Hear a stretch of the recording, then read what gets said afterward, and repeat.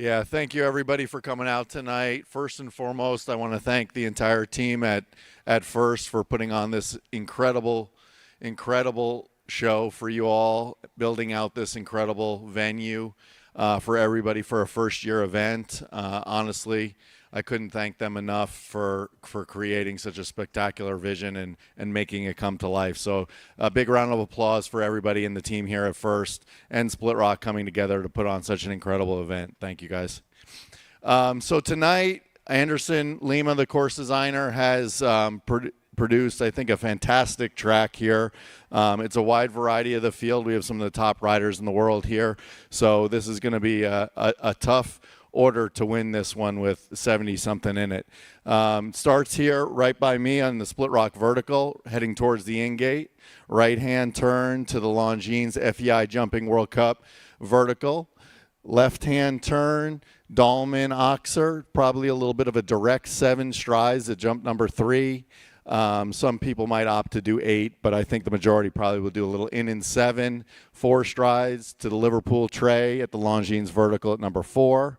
Left-hand turn, that's a little bit of a good spot for time. You're going to see a lot of the riders pick up the rhythm and the pace and the cadence a little bit there at the brown tree trunk Oxer there at number 5. 5 strides direct to the Longines skinny, very delicate, yellow cups. Really careful jump. You might see that come down a lot today. 3 strides to this Oxer, heading right towards the in-gate. Big, wide. Then the test really starts right here in front of the VIP Hospitality Pavilion. Triple combination, 1 stride, 1 stride. Wide, out in 8 strides to the Lugano Oxer.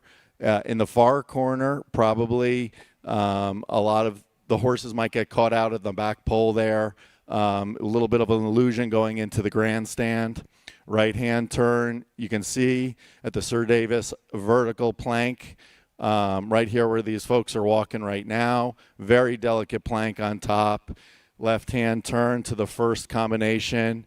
I don't know if you all noticed, but there's a little bit of a Liverpool tray right underneath. You might see a lot of the horses peeking down at this Liverpool tray, maybe causing them to go through the front pole here at 11A. 2 strides right there to the vertical. And then this jump was posing a little bit of a problem last night, coming away from the in-gate, very wide Oxer, jumping into a little bit of the screens, the logo boards, a little bit distracting for the horses. You're going to see a lot of them shy away from those logo boards, jumping a little left, big, wide, and then this incredible director jumps from the Paris Olympic Games to finish. Probably a little bit of a forward 6 strides. Yeah, Max, I think Anderson's done a great job tonight.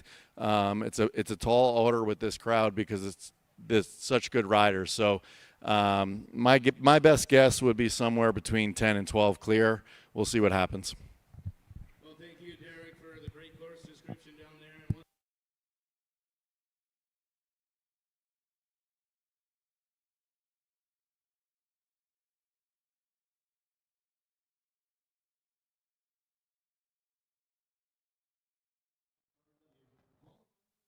Presented by Lugano Diamonds. A star special line that includes all 4 members of the U.S. 2024 Olympic silver medal winning team. Carl Cook, Kent Barrington, Laura Brock, and McLean Ward. The show will also feature an elevated hospitality entertainment experience synonymous with First, including boutique VIP. The pop-up experience presented by the guests will enjoy exciting partner activities with free food and beverage options. The Longines FEI Jumping World Cup Los Angeles is one of only 7 events in the 2024 FEI Jumping World Cup North American League. The competition will offer valuable points in determining which riders qualify for the 2025 Longines FEI Jumping World Cup Finals to be held in Basel, Switzerland. Prominent riders include from the 2024 Olympic Games, Richard Vogel, world number 7 from Germany. Keaton O'Connor, world number 17 of Ireland. Aaron Ballard and Tiffany Foster, ranked 22 and 24th in the world from Canada. Harry Charles from Great Britain's gold medal team and world number 18. Well, a very good evening and welcome back to Los Angeles, to Santa Anita Park for the Split Rock Jumping Tour 5-star week here, of course, hosting the latest leg of the World Cup Series as well. We're taking a quick spin down the start list here, and there are plenty of big names in attendance. 4 of the world's top 10 are here to compete this week, including 17 Olympic veterans and the entire US Olympic jumping team from Paris, who of course clinched Team Silver. They are all back together for the first time. This start list also covers 18 countries from all over the world. A very international lineup. Most of these riders are bringing forward 2 horses in this competition. And this is the qualifying competition for that World Cup class, which takes place on Saturday. But this is, of course, a hotly contested competition in its own right. $125,000 is the prize fund for this Lugano Diamonds welcome class. And what a beautiful setting we have at the Santa Anita Horse Park. This venue was the host venue for the 1984 Olympic Games equestrian events and has hosted a record 11 Breeders' Cups, which, as I say, is a record number. It's set just in front of the San Gabriel Mountains, just to the east of Los Angeles city centre. We have a few local riders in attendance as well, but it really is a world-class field. As I say, 4 of the world's top 10, 11 of the world's top 50 in attendance here as well. Local rider Carl Cook, of course, comes here from the Olympic Games this summer. He ranks 56th and is one to keep your eye out on. Top-ranked rider in the field is Kent Farrington. He ranks 4th in the world. And he's followed very swiftly by Richard Vogel in 7th, McLean Ward in 9th, and Connor Swale in 10th. But I will keep you abreast of all of those as these riders come in. We have 74 on the starting order, so a very well-attended competition.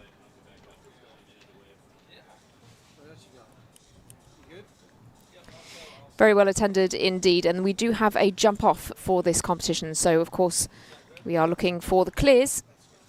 Anderson Lima has designed today's course,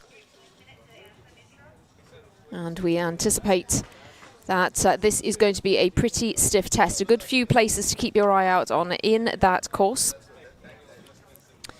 with a triple combination as well as a double combination as well, all set at quite tricky points on course. It's quite a long course as well, 13 fences.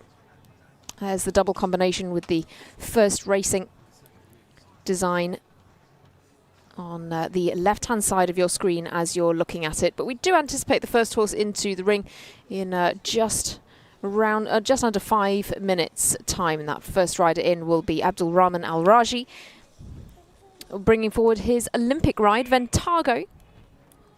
He will be first in. So just a few minutes until we anticipate the first rider into the ring. We'll be kicking things off, though, with the national anthem, as ever.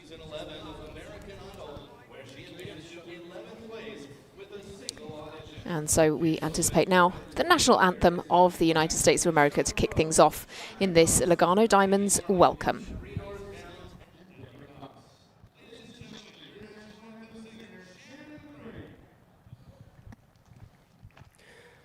Oh, say, can you see by the dawn's early light what so proudly we hailed at the twilight's last gleaming, whose broad stripes and bright stars through the perilous fight o'er the ramparts we watched were so gallantly streaming, and the rocket's red glare, the bombs bursting in air, gave proof through the night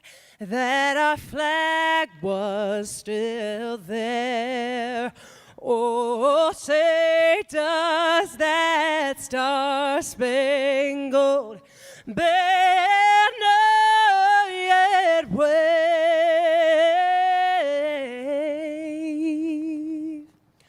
o'er the land of the free and the home of the brave. Welcome the $125,000 Lugano Diamonds FEI Welcome. A return jump-off format here. Riders with team rides will return at the end of the 70-40 show. As we've got a field here, 460 meters around the course, 74 seconds to get it time allowed. With combinations in 8 ABC to triple, and to double at 11 AB. We're just moments away from the first of 74 as 16 countries are represented this evening. And 21 of these riders tonight have 2 horses to show, as we're just moments from the top of the order.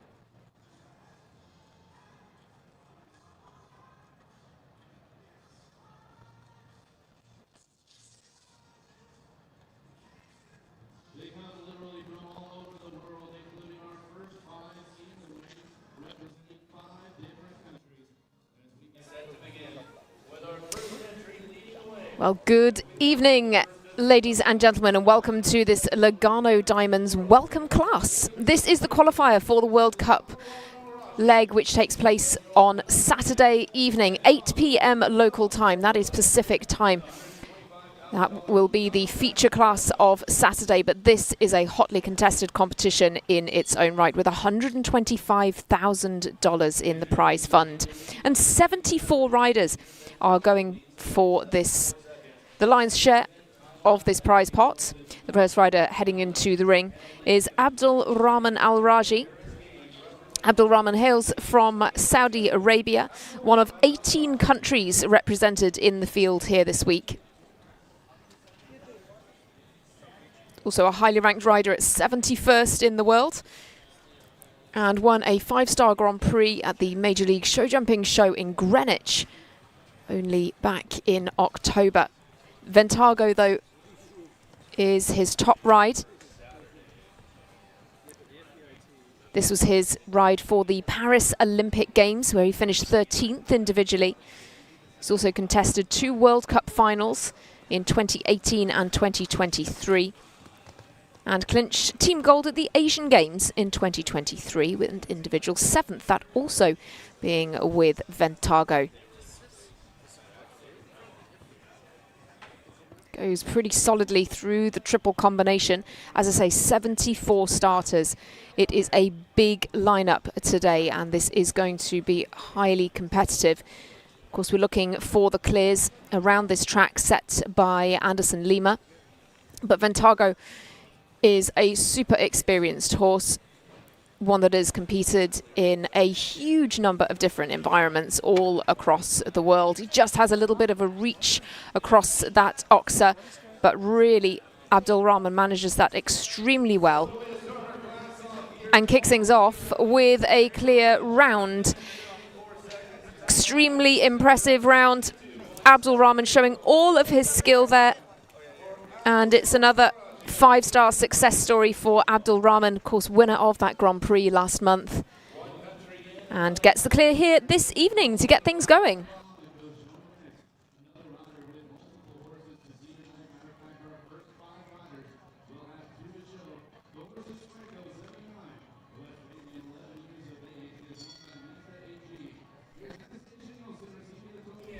Well, a brilliant way to kick this competition off. Abdul Rahman Al Raji is on the upward trajectory. Of course, he has put in some seriously impressive performances in recent weeks and months, and gets us the first clear.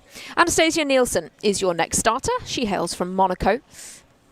She is a young rider on our class list with Franco 79, an 11-year-old gelding by Firth of Lawn.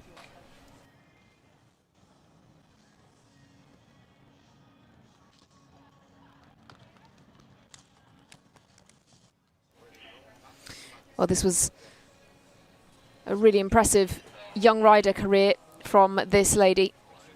She competed in the Young Rider Europeans this summer for individual 4th and team 16th, but clinched individual gold in 2023 in the Junior European Championships. And recently has been competing in Saint-Tropez and on the Sunshine Tour down in Veger de la Frontera in recent months. She ranks 46th in the under-25 world ranking. Unfortunately, there just comes down at the central element of the triple combination. Just can't quite get the height over the front rail with the hind legs. But has picked up that accuracy for the plank. Now comes down to the double combination, which she handles really well. Just this final line to go for Anastasia Nielsen. And clears the last. A little bit of a twist in the air there, but she comes home with a score of 8 in total. 77.95 puts her into second place, of course, out of these first two.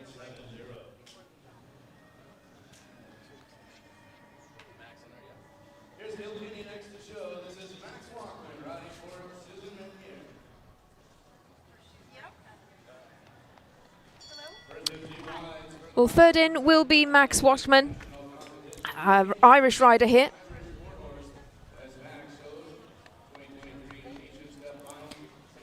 Max brings forward Kilkenny, a 12-year-old gelding by Cardento, owned by Susan Magnier. He ranks 339th in the world, but is 48th in the under-25 world rankings, just a couple of spots behind Anastasia Nielsen. And as ever, that does require such a high level of consistency. Comes now to the Dalman Oxer at 3. And that 4 striding distance comes up well. Something that Anderson Lima has done with this course is quite a few shorter related distances. It's the 5. From 5 to 6, and then that short 3 strides down to 7. Manages that really well. Now around to this triple combination, just 1 stride in between each of these elements.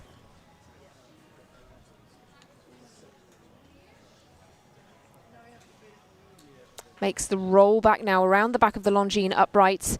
Fence 10, another delicate upright with the plank on top. Quite a long run then down to that double, 11A and B. Max heads on the left-hand side there to get the most economical line as he heads down this final line. 12, this big pink oxer. And that's 6 strides down to the final fence as well, but comes home just with the 4.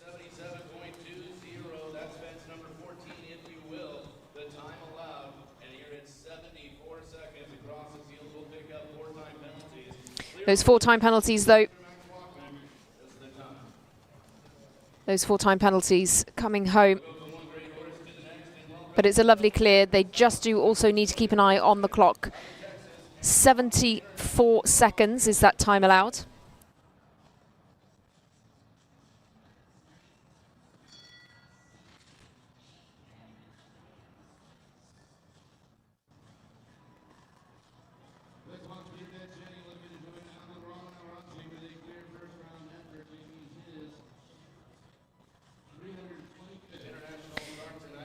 Well, 3 have been and 1 has jumped clear so far. First in, Abdul Rahman Al Raji, absolutely laying down a fantastic round there. As we head to Peter Pechenig now. Peter rides for Austria. It's just outside the world's top 250 at 259th. Patrick, if you could remind them too that fence 1 is right by the end gate. Be respectful of But Peter brings forward Annabelle van het Posthuis. One of the older horses in the field, 15-year-old mare.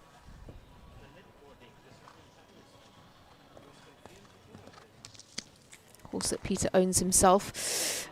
Gets very deep to that upright and manages well to then pick up the pace, extend the stride for the oxer coming away. He finished 4th in the $100,000 Lugano Diamonds Grand Prix 3-star competition in Lexington back in October. Also finished fourth in the 4-star Grand Prix at WEC in June, that venue in Ocala. So this horse has had a good few. Oh, what a shame. Just goes a little on the angle and isn't quite straight, hasn't quite got the balance into the double. It's a pity. It's been a really nice round up until that point. A little bit tight for time as well, so he comes home with 2 time penalties as well as his 4 jumping. That gives Peter Petchenig of Austria a score of 6 in total.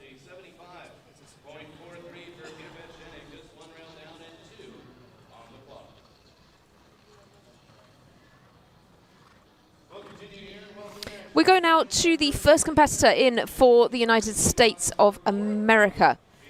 It's going to be Laura Kraut.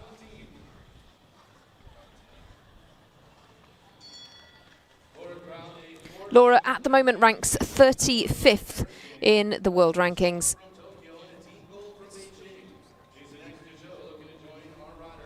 She finished 6th at the World Cup leg in Washington with Balotinu this very ride, but of course Balotinu was her ride for the Paris Olympic Games and Tokyo as well. She clinched Team Silver as part of that incredible team this summer. She is a 4-time Olympian. She's contested 3 World Equestrian Games, 9 World Cup finals. That World Cup final for this season will take place in Basel in Switzerland next year. 5 Nations Cup finals. And has had plenty of good results with Balotinu in their long career together. She's this is a 14-year-old gelding. He actually won the 5-star qualifier at the Major League leg in Tryon earlier on this year. This similarly a 5-star qualifying competition, so she's already clinched a 5-star qualifier in the last month, bidding to do the same again, and she's such an inspiration to so many young riders as well, but it remains incredibly competitive. Has had such a, oh, what a shame, a long-lived career. Just again loses the balance a little round the turn. Of course, you're coming past the in-gate there, but 1 pole drops for Laura Kraut. Quite a quick time though, 72.13 is the time on the clock. That puts her into 2nd place. A little faster. And in fact, she's your first 4-faulter just with a pole down. Max Watchman's, of course, was 4 time penalties.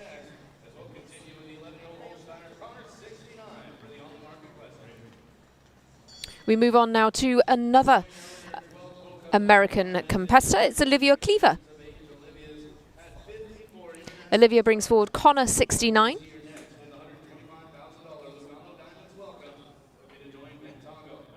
Connor is by the stallion Connor out of a mare by Contender, owned by On The Mark Equestrian LLC.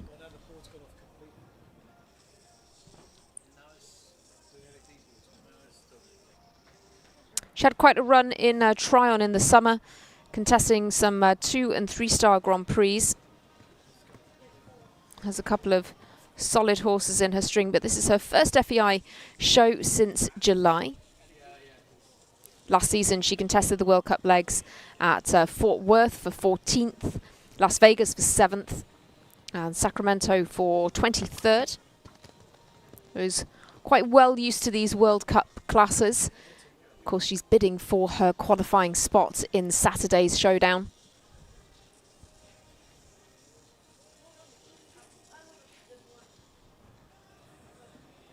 Good through the triple.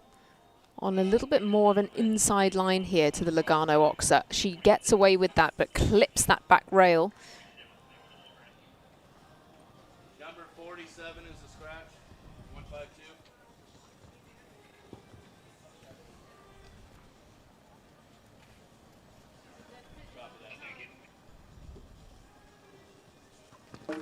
Oh, what a shame. Again, comes off that turn, doesn't quite get the stride she wants, and really stands off the fence as well. She's going to pick up some time penalties as well, and in total the score is 10 for Olivia Cleaver.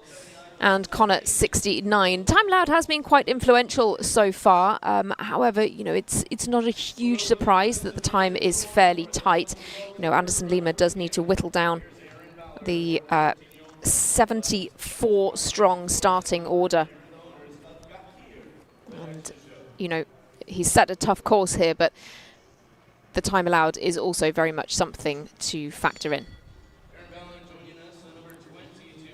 Well, Erin Ballard is your next starter. First rider in for Canada. Erin is just such a sensational rider. She's again an Olympian from this summer, taking the horse Nika van den Bishop there. She's 37th individually, but she is the leading female rider in the world. She ranks 22nd, but she is the leading female rider in the world, which is an incredibly impressive feat to have achieved. She's contested 2 World Championships, 1 World Cup final, 1 Pan American Games, and was 10th in the World Cup leg at Traverse City.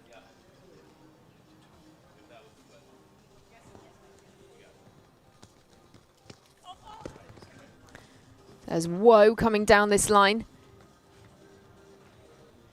Gakia has been a brilliant ride for Erin.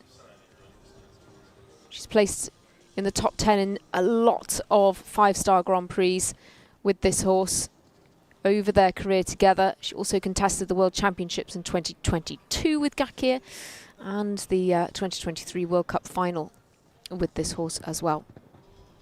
Certainly one of her most established partners. Goes quite strongly off that turn, gets there absolutely perfectly.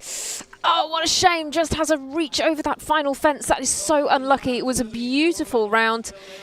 Went to take the stride out.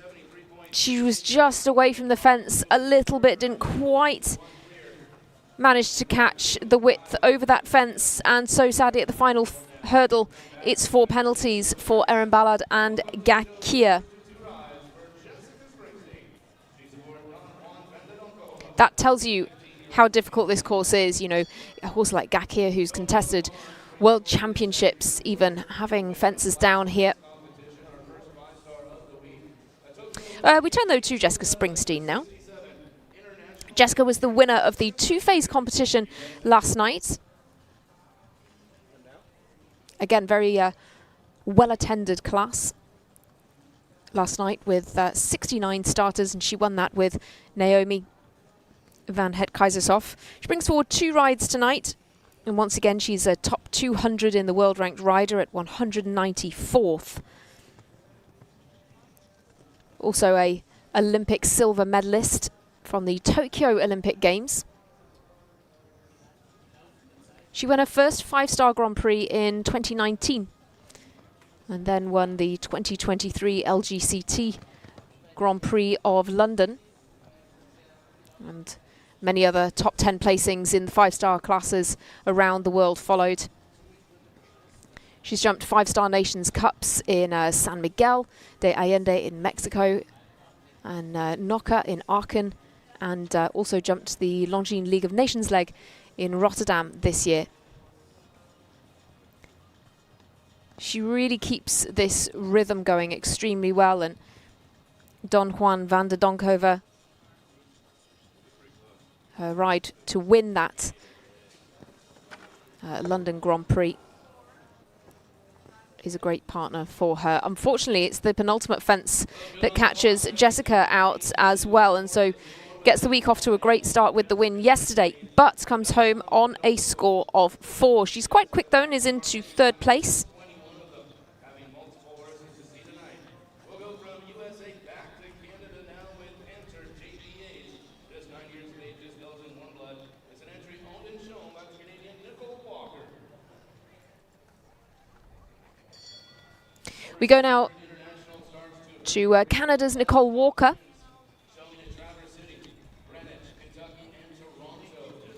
Nikki has competed in a huge number of top-level competitions this year and brings forward Panther JVH, her 9-year-old stallion.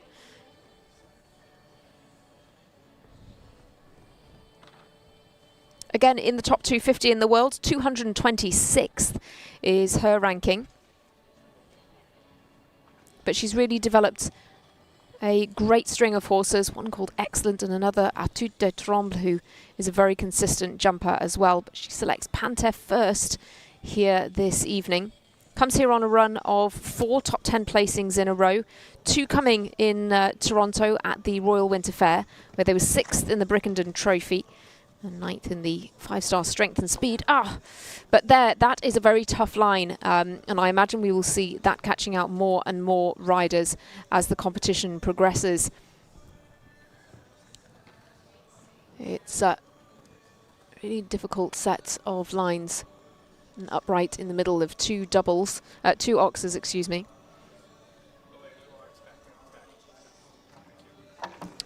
Starting to get slightly careless there with the front leg, but that really has given Panther a bit of a wake-up call for the double. Unfortunately, the plank goes. He certainly has the scope, just didn't quite use that at the plank. She moves on a little bit to the final timers, but comes home with 15, picking up some time penalties as well.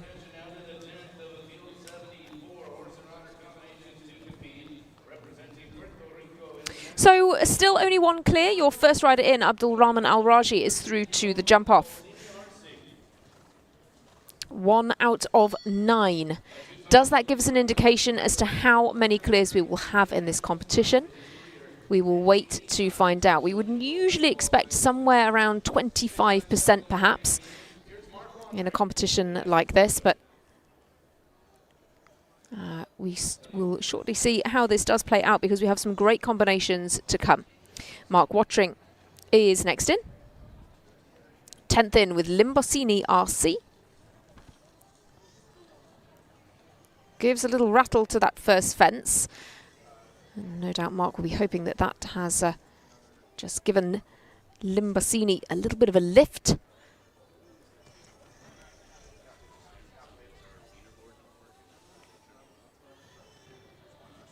This combination's last FEI class was in November 2023 in the World Cup of Las Vegas, where they finished 20th.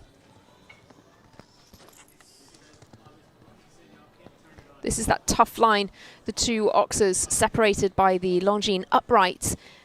They've really got to keep moving through that line, but it really is a test of adaptability to get the accuracy and the careful jumping at that central fence while also maintaining the impulsion that they need for those big up to height oxes.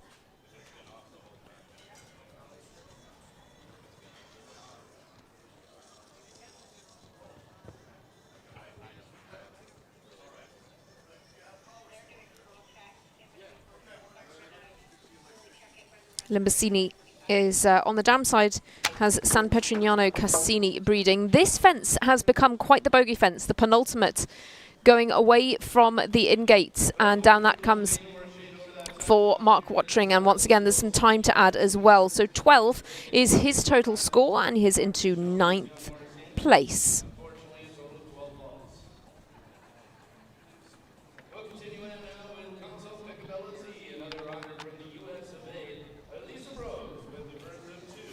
Back to the USA now then, and to Elisa Brose. Elisa competes here with Consult Picobello Z,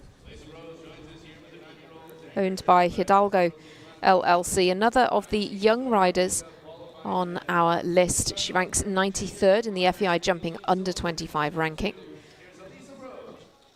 Comes here from a most recent FEI show in Del Mar back in August. This is a new ride, though, for Elisa. That was her first FEI show with this horse. Now coming here to Santa Anita Park, to this inaugural World Cup leg here. She has, however, had 2 top 10 finishes already, 2 top 10s at Del Mar, a 3rd in a jump-off class, and a 7th as well.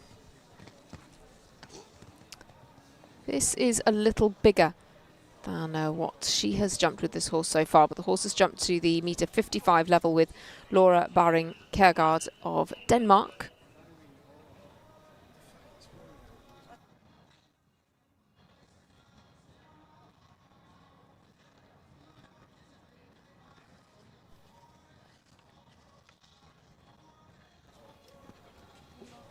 Well, Elisa has certainly built up a great partnership with this horse very quickly. They're looking very solid around here.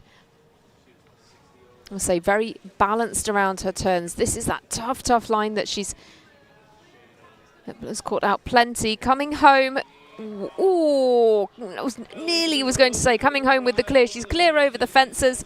And just the 2 time penalties then for Elisa Brose. Just a slight bit of disappointment perhaps on her face with the 2 time penalties. It was a lovely jumping round. Really balanced, really rhythmical. Extremely well ridden for this relatively new combination. But she comes home with just the 2 time penalties, which I'm sure she will find to be a really respectable performance in this extremely tough competition.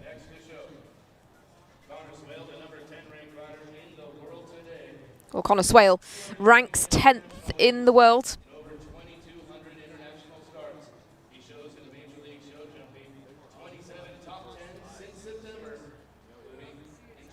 And his first ride here is Castellano. Hey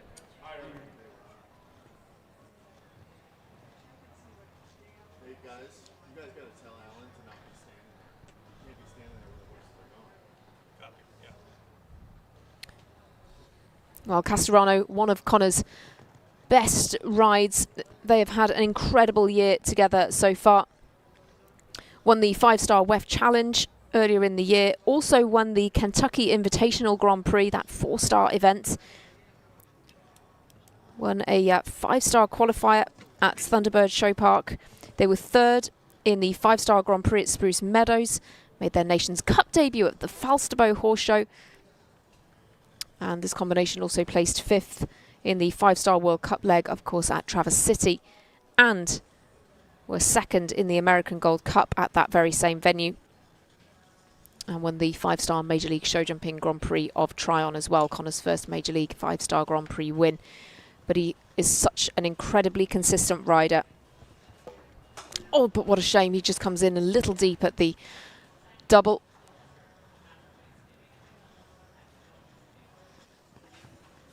Riding this very quietly. And picks up some time as well. That is not something we are used to seeing from Connor Swale. 3 for time added to the 4 jumping. Total score of 7. As I say, this is a hotly contested competition in its own right. $125,000 is the prize fund in this Lugano Diamonds welcome competition. But they're also crucially qualifying for the World Cup competition on Saturday night.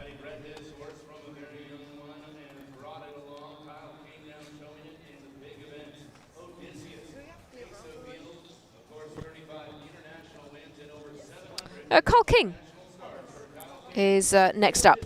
Consistent rider, plenty of consistent performances with his string of horses, and Odysseus is this evening's ride.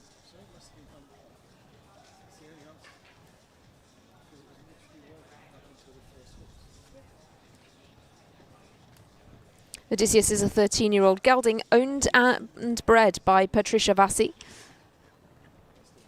He's placing this horse quite deep into the fences. Oh, unfortunately, doesn't pay off for him at the Longines upright.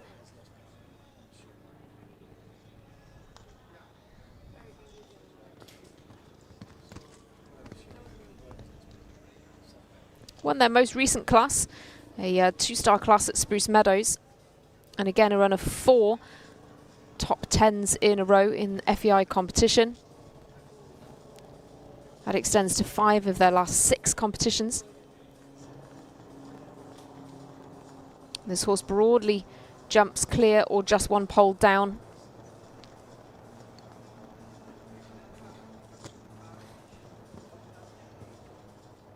Really has to move things on to get to that upright coming out of the double. And here again, the line round the corner to that pink and blue oxer is extremely difficult. It's really catching the eye as well. 1 pole 2 time for Carl King gives him 6th. And he is into 7th place.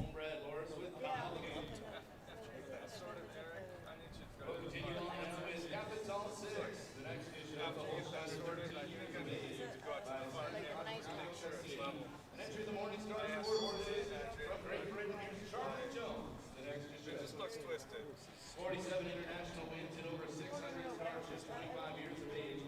Charlie Jones now in one of his first five-star events with a horse that he's shown all summer long for the Morningstar Sport horses. Capital 6 from Great Britain, Charlie Jones. Well, moving on then to Charlie Jones now.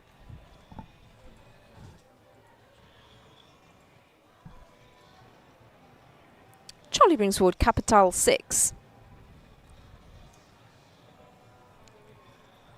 He competes for Great Britain. He's 69th in the FEI jumping under 25 ranking.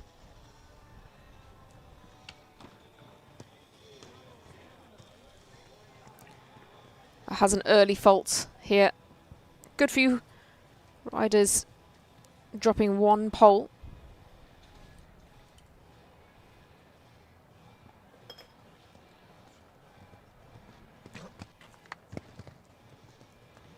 They won the two-star jump-off class at Del Mar as their most recent competition. Performed well at Vancouver and at Spruce Meadows this year so far.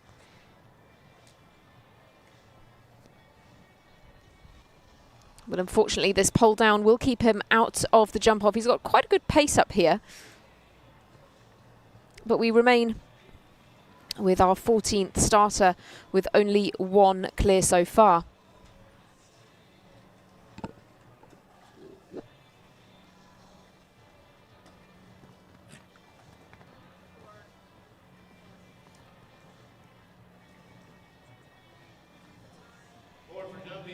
Four jumping and two time penalties once again, this time for Charlie Jones.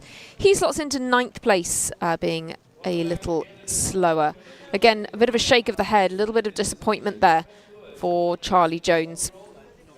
But what is the lie of the land at the moment? Well, 14 have jumped and we have only one clear. That is Abdul Rahman Al Raji. Elisa Brose was clear over the fences but picked up two time penalties and sits in 2nd place. A couple of four-faulters. Erin Ballard is a four-faulter, as is Laura Kraut. Hers one of the fastest and she sits 3rd. Max Watchman also on 4, but they were 4 time penalties. And Jessica Springsteen also on the 4 as well. Only one clear at this stage. As we head back to Canada now to Alicia Gadban-Lewis.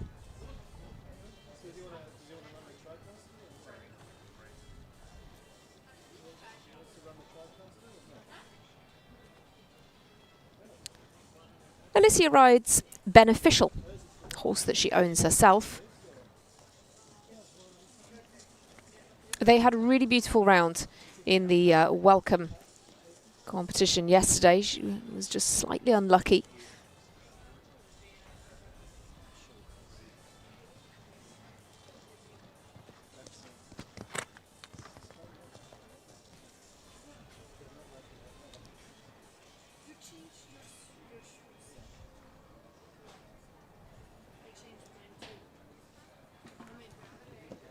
Well, now comes apart somewhat in the triple combination. Beneficial looking quite strong down that line. And just slightly running on.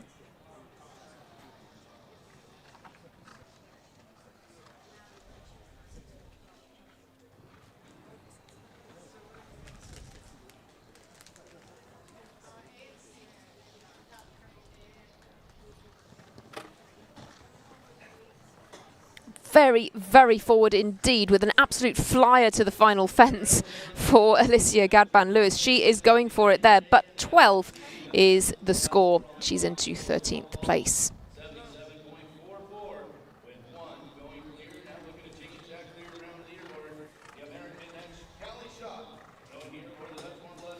Well, this is another of the extremely experienced horses in the field, one of the most highly ranked, highly rated horses in the field for sure. It's Cali Shot with Garant.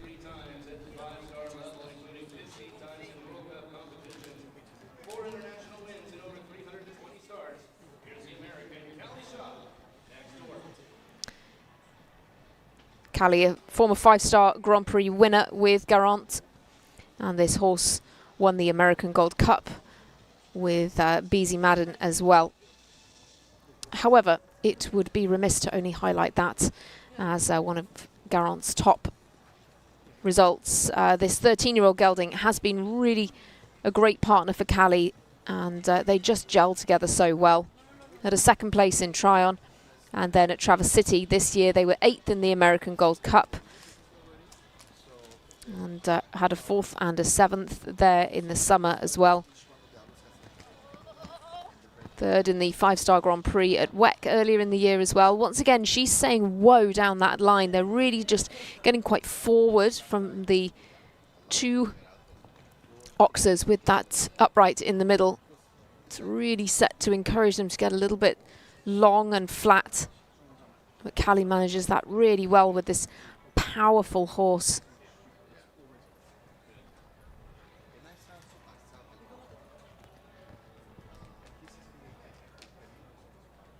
Again, goes quite on the economical line through the double combination. She's in time here. 1 fence left to go. 74 seconds is the time allowed, and we have a second clear. We have a jump off. It's Callie Schott now as the second clear, absolutely beaming from ear to ear, as you might expect. So we have waited 15 more competitors to get another clear, but 2 are now clear. It's Abdul Rahman and Al Raji and Callie Schott who will go up against each other at this stage in our jump off.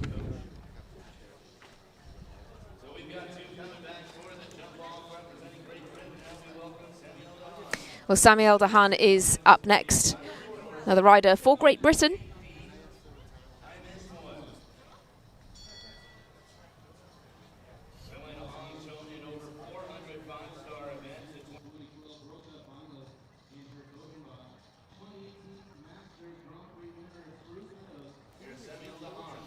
WKD Aimé is the ride, owned by Sammy along with Joanne Sloan Allen.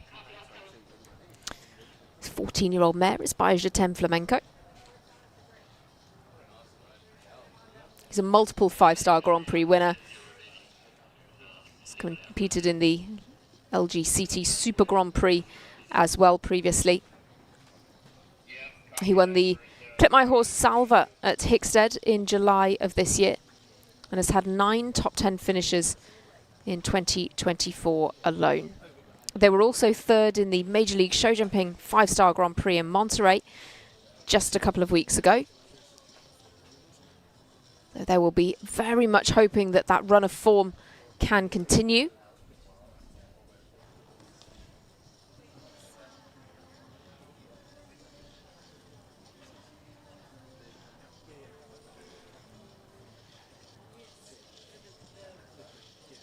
Really drives for the impulsion through the triple combination. Oh, what a shame. Just reaches over that Lugano Diamonds oxer, and sadly the back rail is down.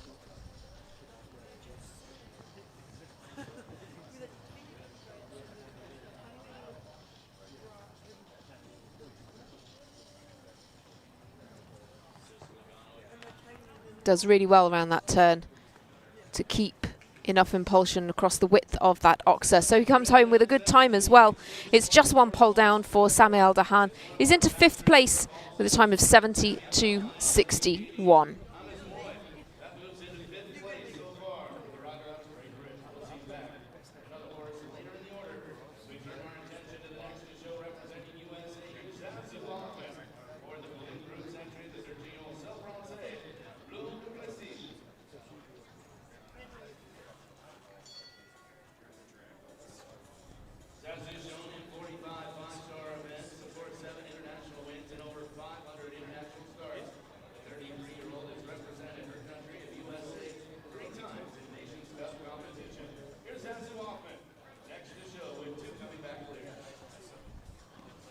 Well, we turn now to Zazu Hoffman, a local rider here to California,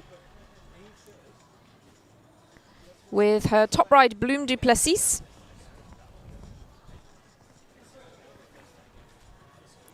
Bloom du Plessis is a 13-year-old mare, a Salle Francais horse.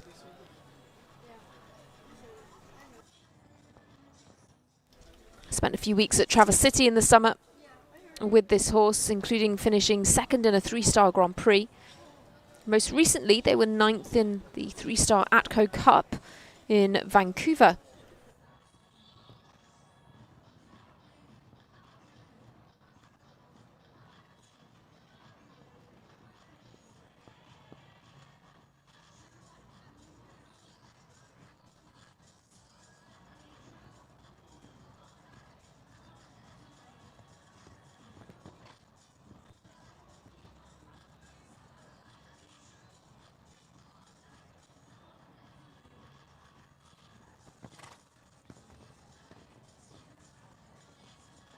Well, this has been an outstanding ride from Zazu Hoffmann. Once again, clear over the fences, but agonisingly, just a little over the time allowed. It's 3 penalties.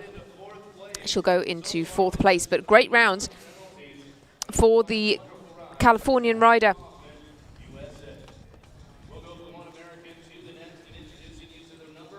Kent Farrington is up next, the highest ranked rider in the field, at 4th in the world rankings. Tulina is his ride.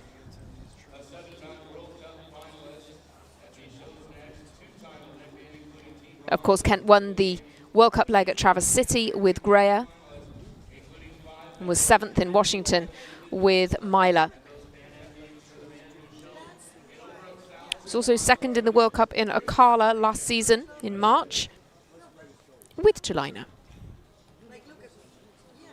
He competed in 2 Olympic Games in Rio and in Tokyo, was part of that American team this year as well. He's contested 4 World Cup finals. His best result was 4th in 2024 with Tulina and with Greer. He's also competed in 3 Pan Am Games, including team gold, but 4 medals, and individual silver in among those as well. Tulina is just so quick with that front end. You could almost see on Kent's face that the distance was coming up quite short, but she is just so quick and nimble. She can just whip those front legs out of the way. Kent really directs his horses at specific competitions, and there again he's deep into the plank, but she just lifts her front legs out of the way every time. Also quite renowned for being quite a fast rider, but this, it could be tight for time for him. It's 74 seconds to get home. Oh, and the last fence goes as well. So once again, 4 jumping and 2 time. This time it's for Kent Farrington. Not necessarily something we would have seen coming, but he goes into 12th place with his 6 penalties.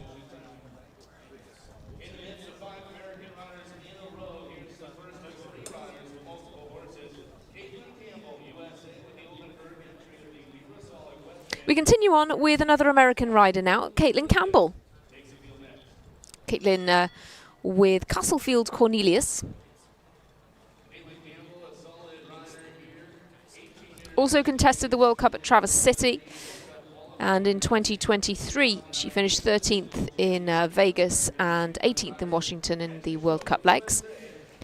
She also rode the winning round for the Roadrunners Major League Show Jumping team in Monterey very recently. Really hugely impressive performance in that 5-star competition, but she's generally really quite consistent.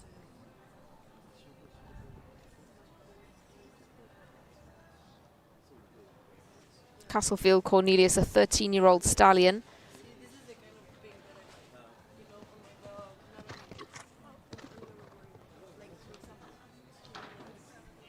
Oh, what a pity. That tough line.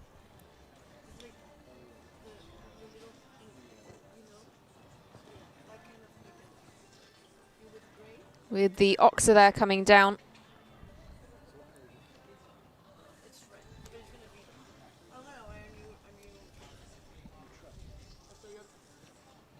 At this height of fences, this height being 1.50 m, Castlefield Cornelius is actually clear 59% of the time with average faults of 1.6. Those numbers supplied by the Jumper app. She comes home though with the 1 pole down here tonight, and one to add for time as well. 5 is Caitlin Campbell's score, and she is into 10th.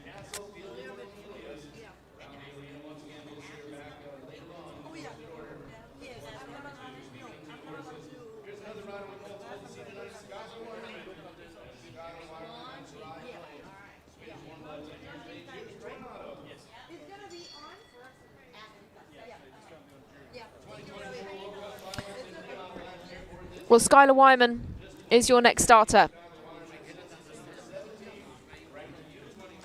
Skylar is an incredibly impressive young rider. 179th in the world, but 17th on the under-25 world list.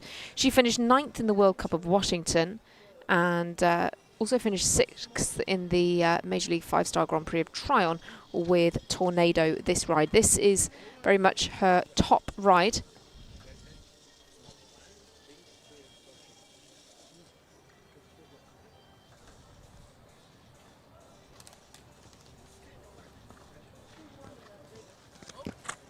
But she's such a talented rider who is really catching the eye this year as she steps up to these 5-star level competitions. Has quite a unique statistic actually on her CV. She contested the North American Youth Championships this year and the World Cup final in Riyadh, and that has got to be pretty unique to have competed in both of those competitions in the same year. Unfortunately, just loses the back end over the plank. That's pretty uncharacteristic for this pair.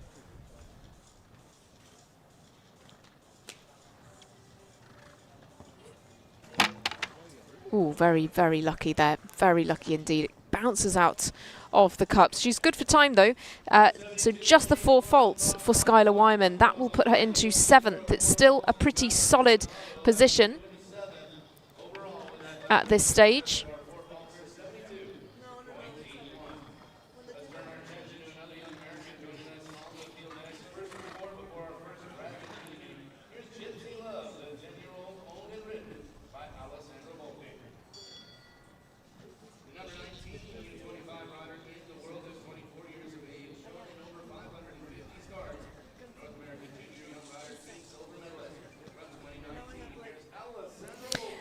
Well, we go over once again to the United States now with Alessandra Volpi coming to the fore.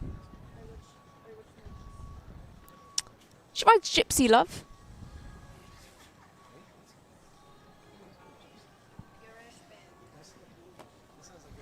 A 10-year-old mare that she owns herself. She's 19th in the under-25 world ranking, 182 in the Longines world ranking.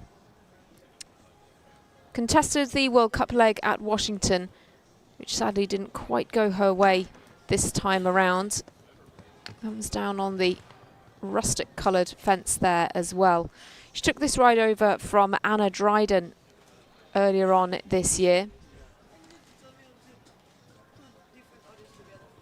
She's had 5 top 10 finishes though with this horse this year so far. Just dropped 1 pole in the American Gold Cup, so that was a pretty solid performance.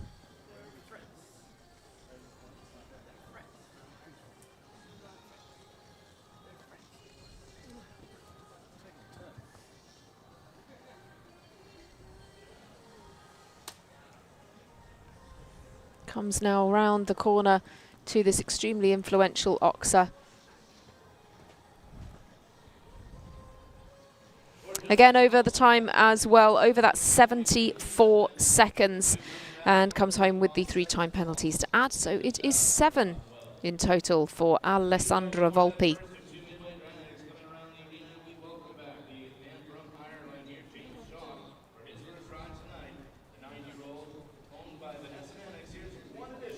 We go now to James Chalk.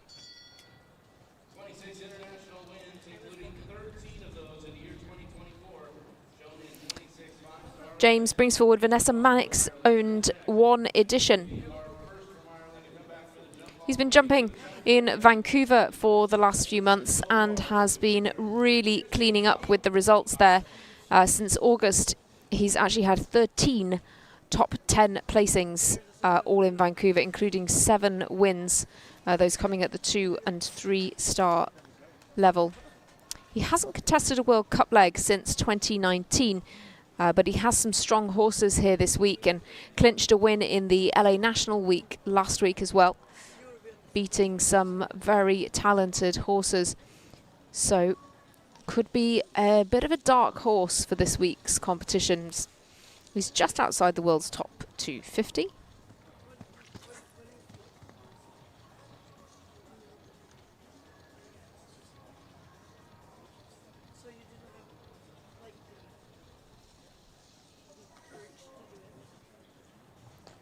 Again, works quite hard through the triple, and C comes down for him, just isn't able to maintain the impulsion through the whole combination there.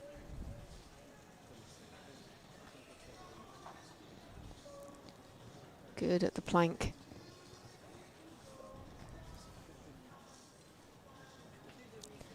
Turns very quickly on landing. Word is getting back to these riders that the time allowed is tight. And it still might not be too far away for James as well. He's just squeaked inside the time allowed, but the last goes down as well. And so he comes home on that score of 8 with 1 addition.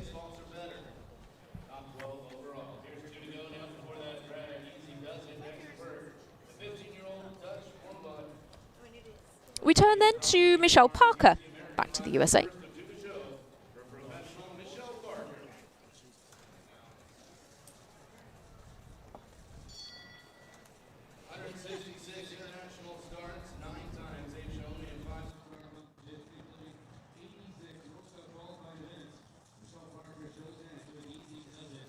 Well, Michelle Parker comes forward with an established ride, a 15-year-old gelding called Easy Does It. This one is by Eurocommerce Dubai and is owned by Cross Creek Farms.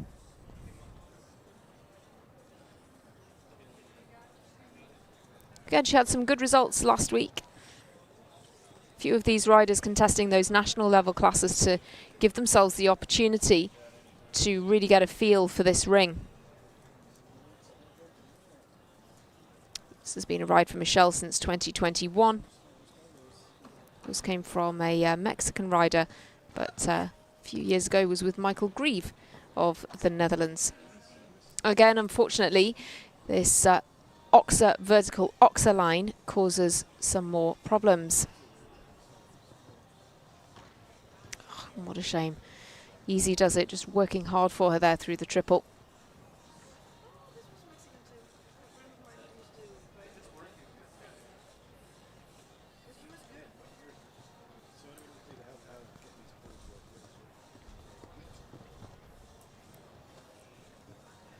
It's a really big competition here tonight. Of course, you know, as we've said, it is the 5-star qualifier and there are $125,000 on offer up for grabs, but it's a tough course here tonight.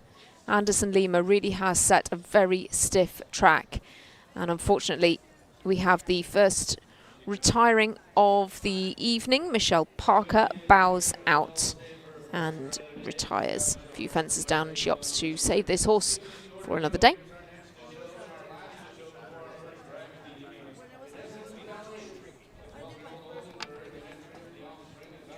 Well, we anticipate one more competitor before we take a short drag break. It's a Cassio Rivetti interview now for Brazil. Cassio comes forward with Edessas Vidal 8. Horse he owns together with the Monarch Farms LLC. Balubé du Rouet breeding, and Vigo d'Arce as well on this horse.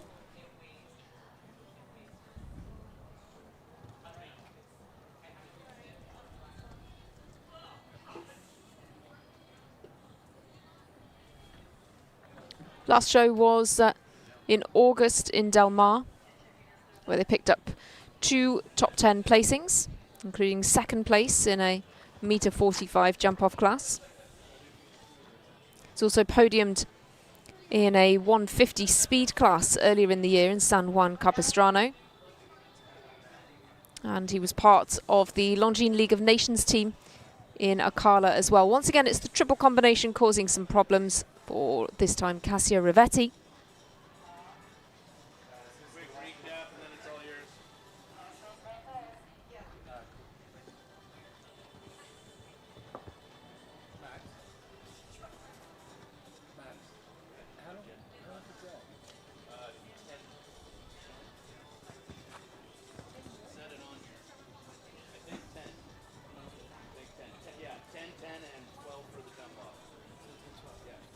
Well, Cassio Rivetti picks up a little bit for time as well, one time penalty. That gives him a score of 9. So we are on to the first drag break of the evening. We have brought you 25 combinations and only 2 have jumped clear. Those clears being Abdul Rahman Al Raji, your first rider out on course this evening, as well as Kali Shot. Those 2 will come back for our jump off, but we will take a short break now before we bring you the next group of 25 competitors. Of course, we bring you all of the action live on FEI TV, powered by Clip My Horse. We'll be back in about 10 minutes.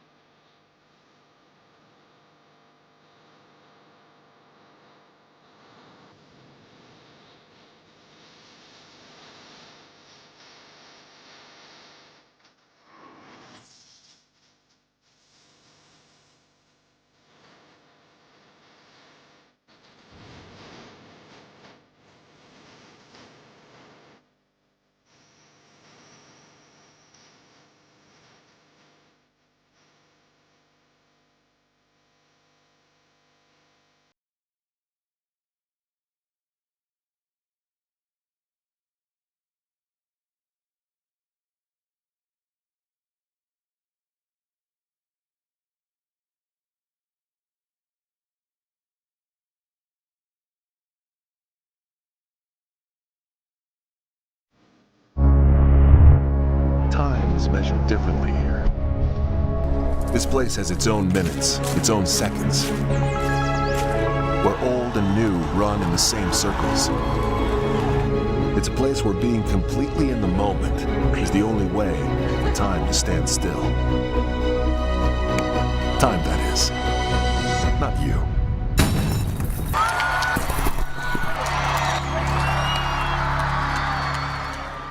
C. Jarvis Insurance is the leading international equine insurance agency in the world. Our team of professionals is here to assist you 24/7, and we offer worldwide coverage for all aspects of equine insurance. We are owned and operated by a family of horsemen, so you can rest assured that we have a pulse on the industry, and we'll look out for you every step of the way.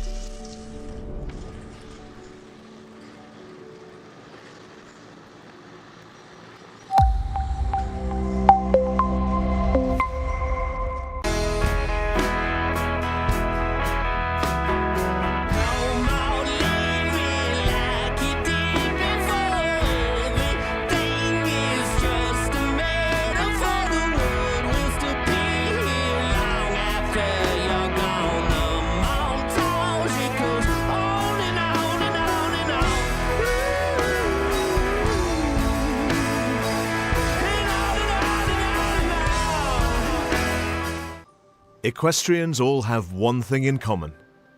We care for the safety and comfort of our horses above all else. We appreciate and value quality products that are built to last. At Saratoga Stalls, our business has been built on this foundation. We understand the value of unparalleled customer experience, paired with the highest quality product offered. We stand behind our quality and offer warranties that are unmatched, because we know you and your horse deserve only the best. Saratoga Stalls. Designed by equestrians, for equestrians.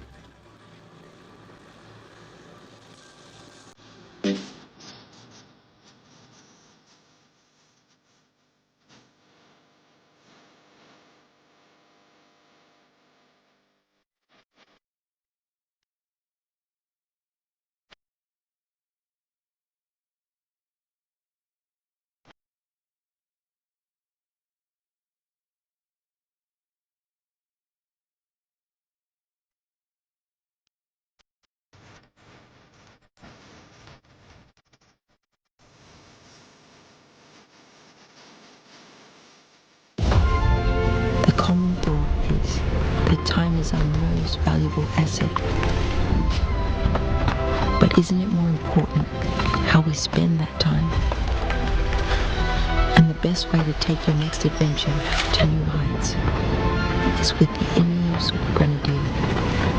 It's not just about where you're going, but how you got there. Lease the Grenadier for $849 per month at Rusnak Ineos Grenadier.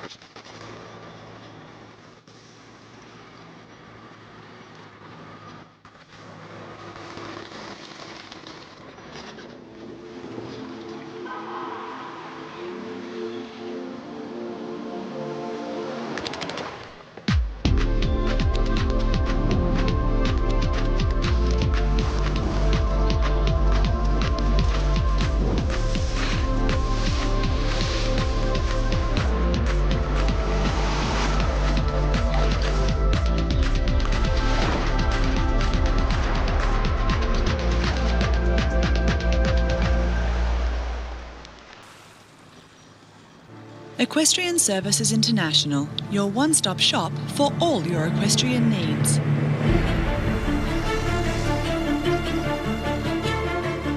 ESI is committed to quality and service as we plant, nurture and grow personal and long-term relationships with each client.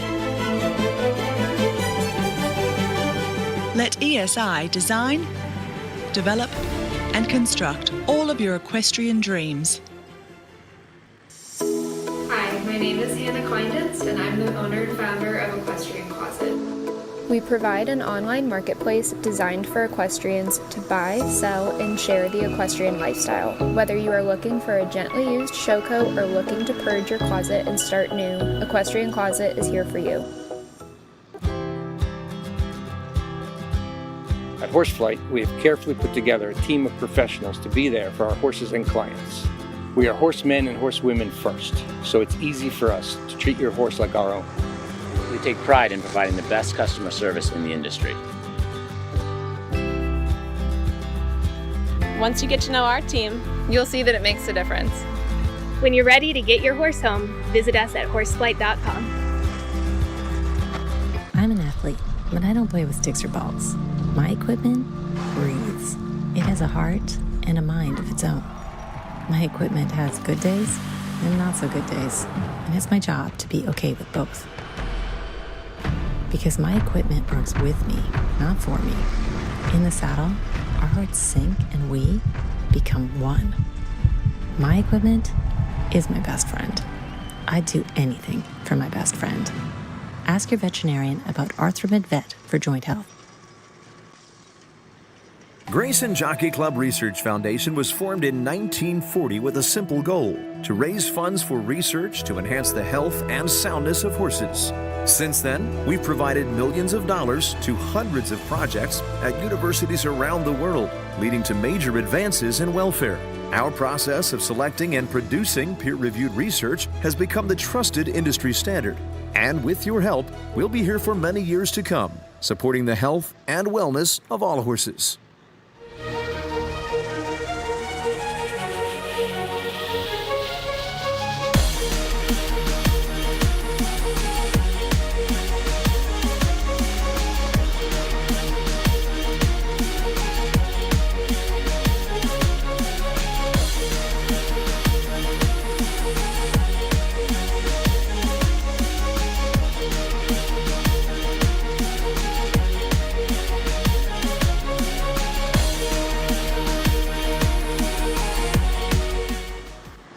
US Equestrian.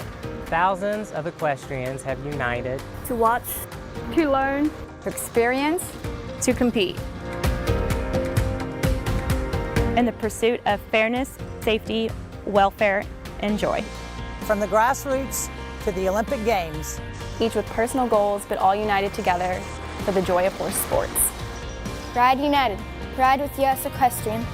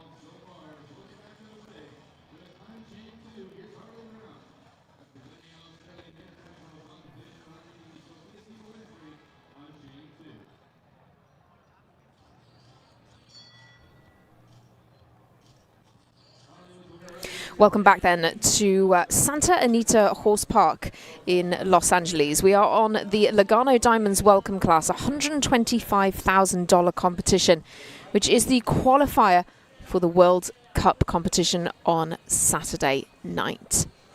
We are about a third of the way through this competition. And at this stage, with 25 riders having jumped, we only have 2 clears. Those clears are Abdul Rahman Al-Raji and Kali Shot. If you missed any of that action and you would like to watch it back, you can of course do so in the FEI TV archive. But we are swiftly on to the second of 3 groups of riders that we will be bringing you. Sadly, Harley Brown comes down on one of the more influential lines on course. It's 2 oxers separated by an upright in the middle, and it's fallen a few times now in this competition. The penultimate fence has also been influential, as has that pale blue Lugano Diamonds oxer that Harley has just sailed over. His ride is Unchained 2, which is owned by Sophia Siegel, and Harley hails from Australia.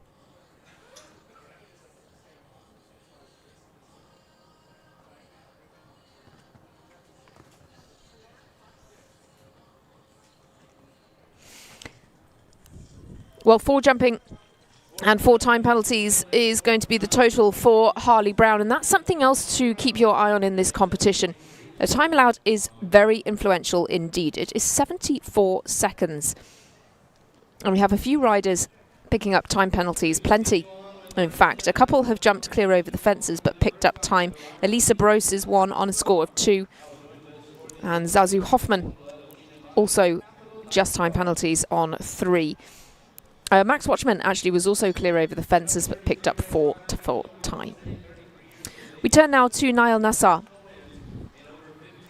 Nail competes for Egypt.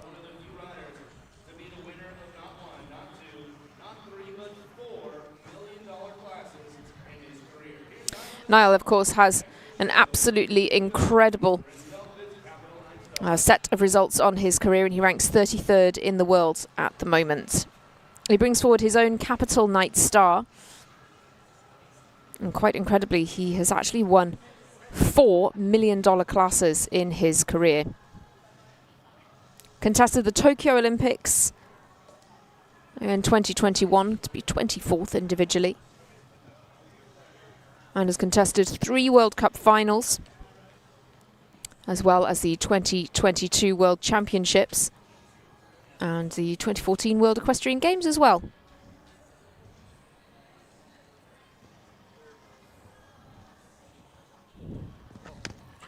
Capital Night Star is by Toulon, out of a mare by Darko. Very much bred for power, bred for athleticism. But Niall really does have an impressive string of horses at the moment.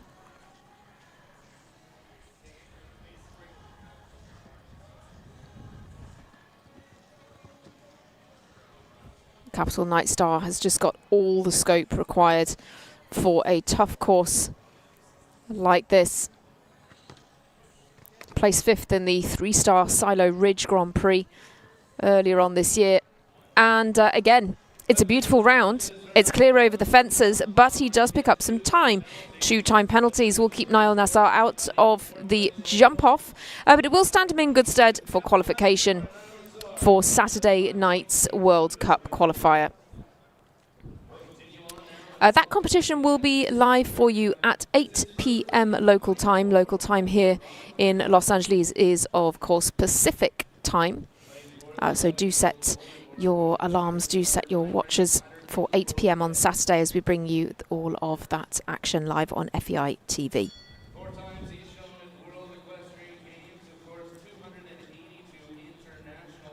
Well, McLean Ward is another of the highest ranked riders in this field, 9th in the world at the moment. McLean brings forward First Lady here this evening. This will be his only ride of the evening. We do have a good few riders with 2 horses in this competition. McLean finished 3rd in the World Cup leg at Toronto with Ilex. Ilex, of course, being his ride for the Paris Olympic Games, where he clinched team silver. He's a 6-time Olympian, picking up 5 medals, and has contested 4 World Equestrian Games and 20 World Cup finals. He won in 2017 with HH Azur, his only World Cup final win, but 20 he has got to. World Cup final for this season, of course, is in Basel in 2025, Basel in Switzerland.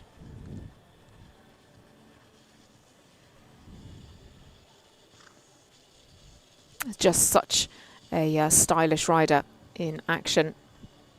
So precise with his riding, and is now also training some of the leading riders in the world, Lily Keenan among them. McLean Ward coming home with an absolutely beautiful round, and once again though it's a little bit for time. He looks up at the board just to see that and just gives a little shake of the head. It's 0.7 of a second over the time, and he picks up 1 time penalty. So still just the 2 through to the jump off.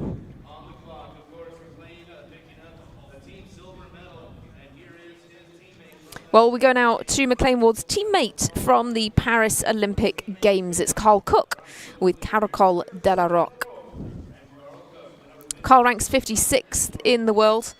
He's won 4 Major League Show Jumping Grand Prix and won the American Gold Cup in 2023.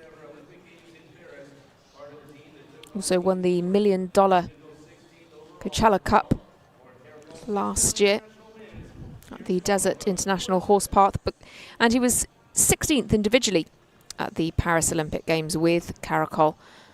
But he says that this mare is one of the fastest horses, if not the fastest he has ever ridden, and he can really trust her to just run and jump these fences. He really can allow her to use her natural speed. This is a relatively measured pace for this combination. Carl's contested 3 World Cup finals in his career,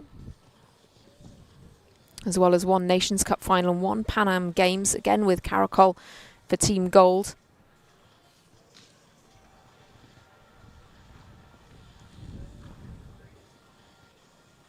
But that certainly was one of the standout performances of the Olympic Games. He's just an incredible horseman as well, and you can really see the love that he has for his horses in the way that he just, what a shame, just was on a little bit of an angle there and started to pick up the pace and just get a little bit flat through the combination.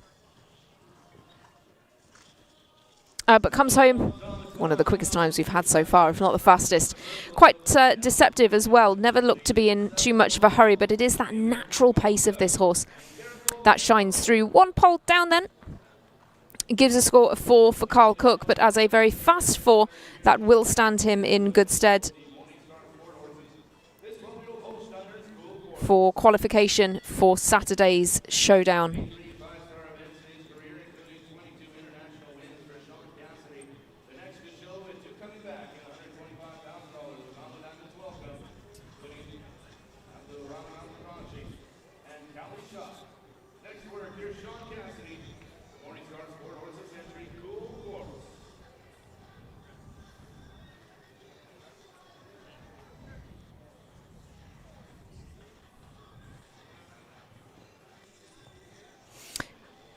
We continue now with another American rider. It's Sean Cassidy with Cool Quartz.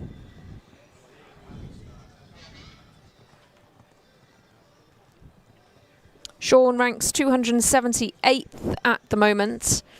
Again, his last FEI show was in Del Mar in August of this year, where he contested the 2-star classes, picking up 2 wins and 2 second places, all of those with this horse, Cool Quartz.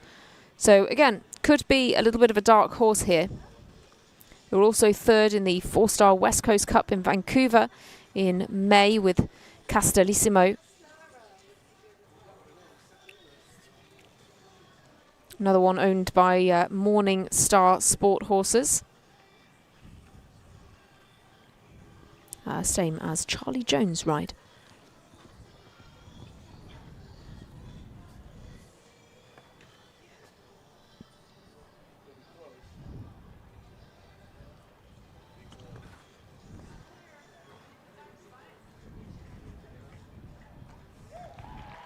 Well, as I say, some fantastic results recently, and Sean Cassidy is your 3rd clear of the day.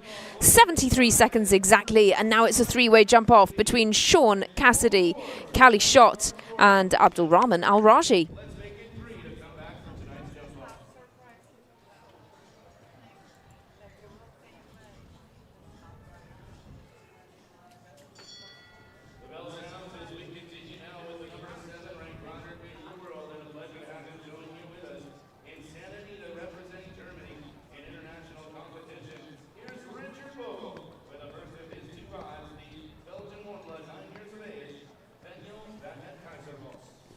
Well, this next competitor is an extremely exciting one to have your eye on in today's competition. And for the rest of the week, it's Richard Vogel for Germany.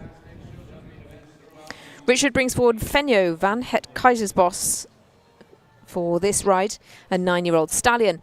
But he won the World Cup leg in Lyon and in Stuttgart with United Touch.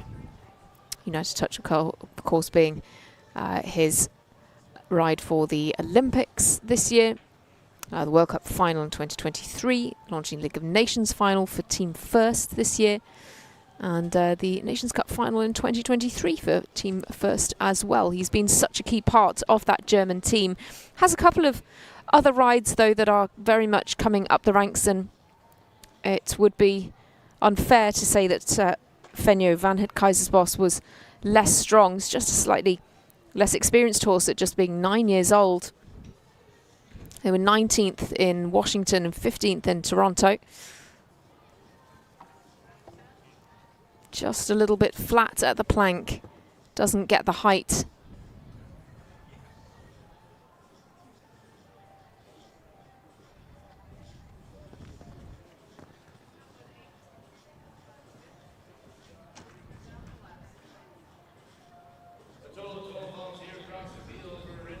Well, Richard Vogel is, again, on a pretty quick time there. It's 70 seconds, but comes home with a total score of 12.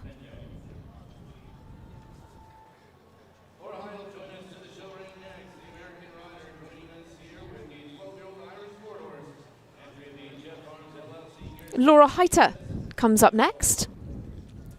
So we're back to the USA now. Laura competes with HHS Fast Forward.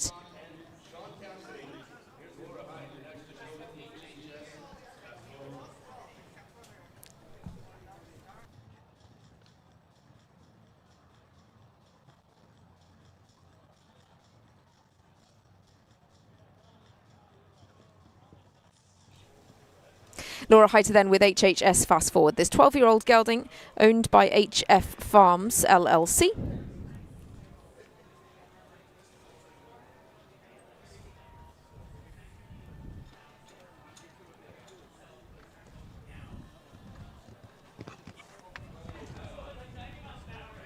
She's working very hard down that line, and unfortunately, despite really aiming for that back rail, down it comes. She's heading a little drifting to the right through the triple combination. Unfortunately, it affects her jumping, and another one goes there at the Lugano Oxa as well. So this is quite a costly score for Laura Heiter.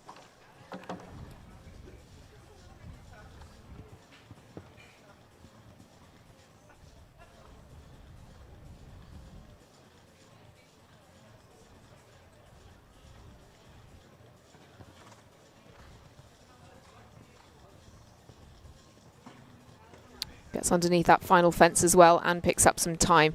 So the score for Laura Heiter will be 28, and she's into 31st place.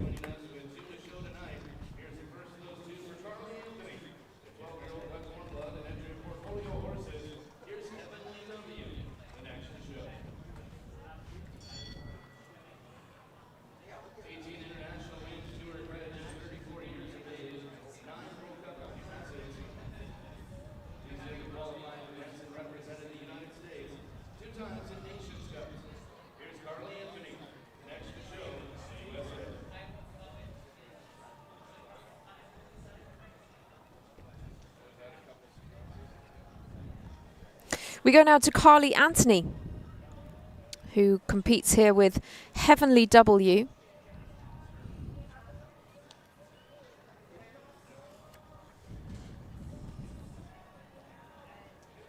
Another rider for the USA, with this 12-year-old gelding this time, owned by Portfolio Horses LLC. Carly ranks 193rd in the world, and this combination placed 4th in Washington this year in the World Cup leg, clear and then just a couple down in the jump off. Also won a class at Saugerties with this horse in the summer.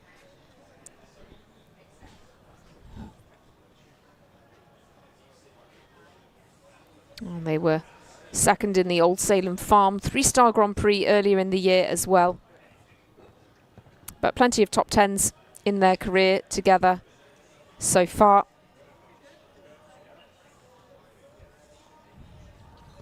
It's her second World Cup leg of the season.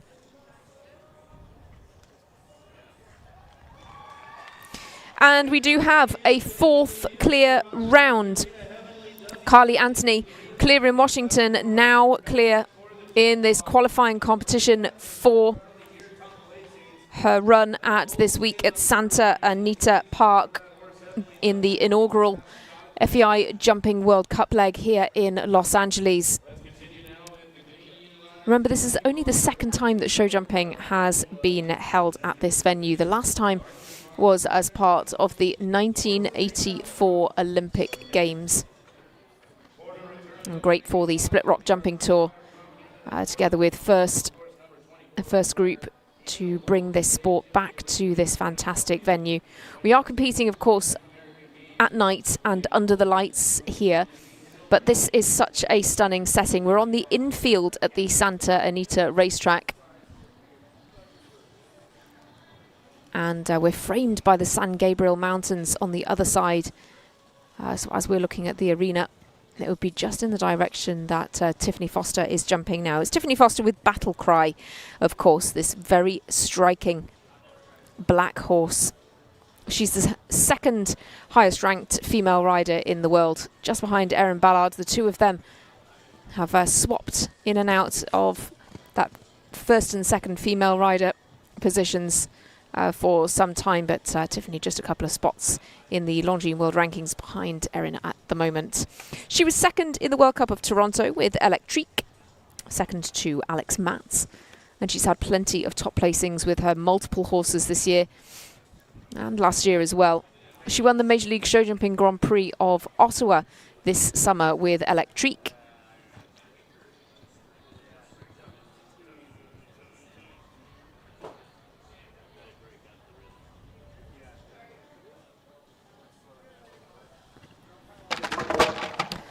Unfortunately, we have a bit of a misjudgment at the penultimate fence. It has actually been extremely influential on this course. They're coming away from the in-gate, and it is a tough turn to make. They're also coming down the final line and aiming for the time allowed as well. But sadly, Tiffany Foster has parted ways with Battle Cry, who is just having a journey around the arena.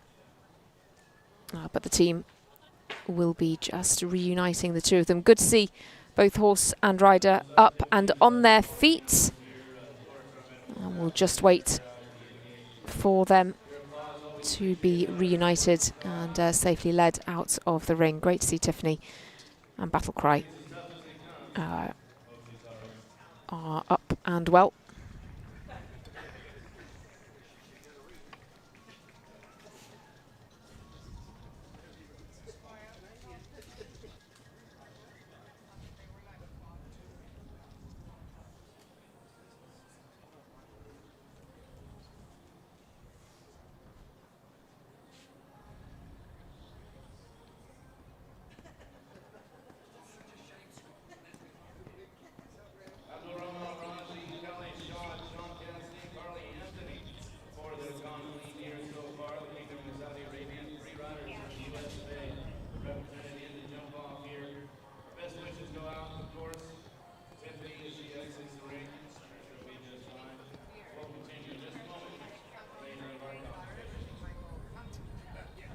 Well, unfortunately, therefore, that will incur elimination for Tiffany Foster and Battle Cry.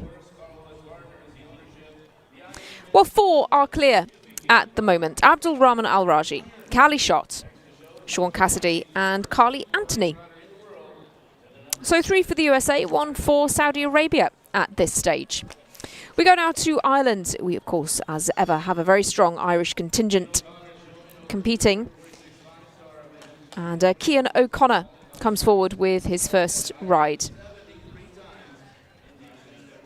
Again, you know, what an outstandingly consistent competitor he is, and he's picked up some very interesting rides recently. He's a 3-time Olympian from the last 3 Olympic Games, from London, from Tokyo and from Paris. And his horse this evening is Iron Man.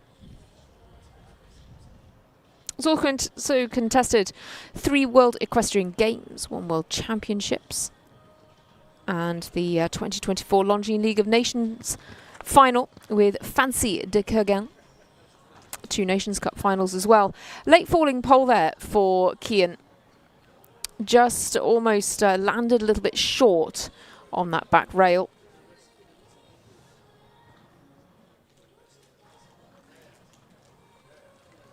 He's also contested 6 Senior European Championships in his career.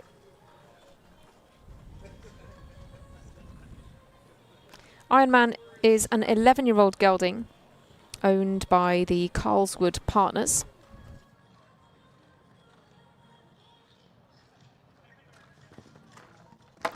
Cian goes quite deep there to the penultimate fence, that influential Oxa, and sadly that affects his line to the final fence as well. He also picks up 2 for time, and so his score is 14 all in all.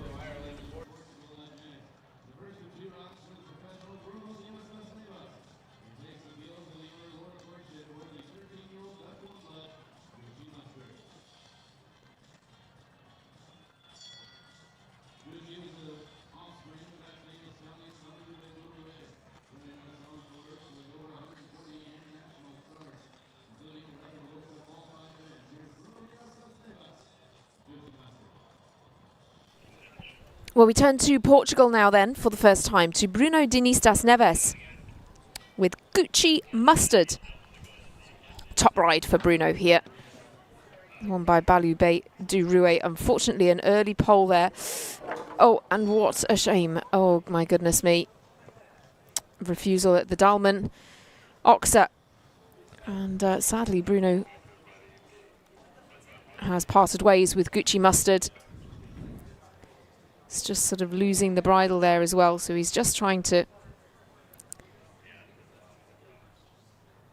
get that piece of tack back on the horse.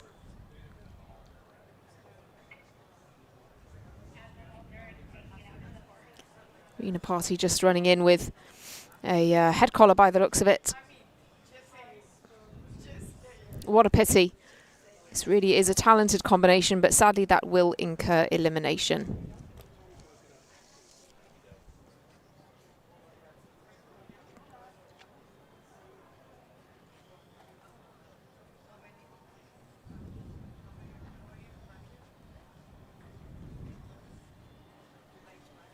We'll just give a short pause of a couple of moments while we wait for Gucci Mustard to be retacked and led out of the arena. But we do have those 4 clears so far. Remember, it is Abdul Rahman Al-Raji who will be joined in the jump-off at this stage by Callie Schott, by Sean Cassidy and Carly Anthony.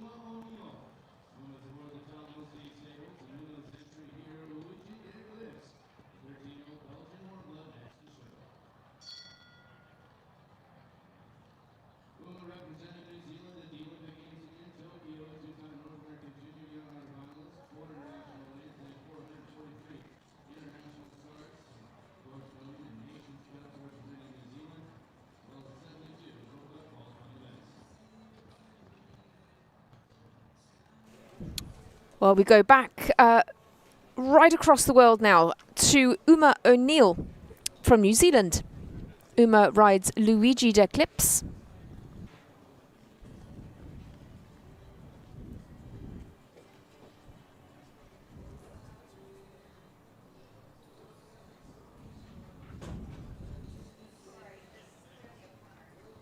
Luigi d'Eclipse is owned by Uma together with Tal Milstein Stables, a 13-year-old stallion. Huge jump there out of that line over the Oxa.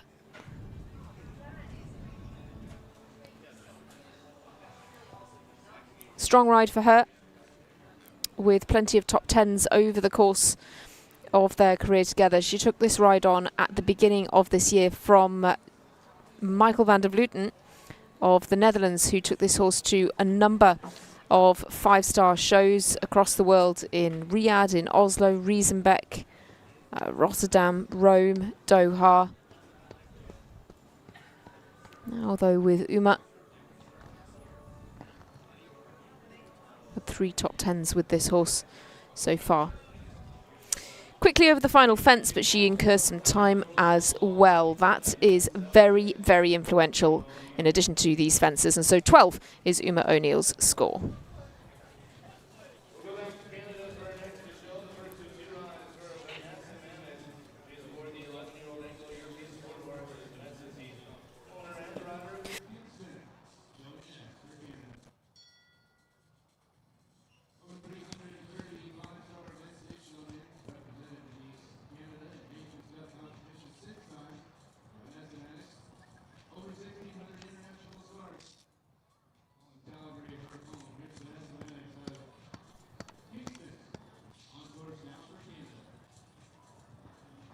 Let's go then to Vanessa Mannix now for Canada.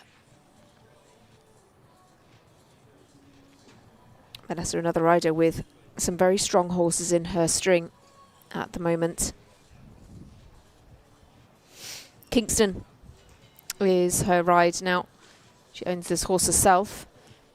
And they were 19th in the World Cup of Toronto. Big jump there at the Dahlman Oxa as well.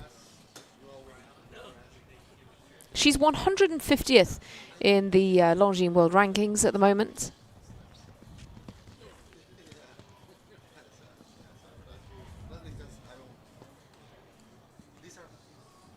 Vanessa, of course, contested the World Cup final this year as well with her other ride, Lehar.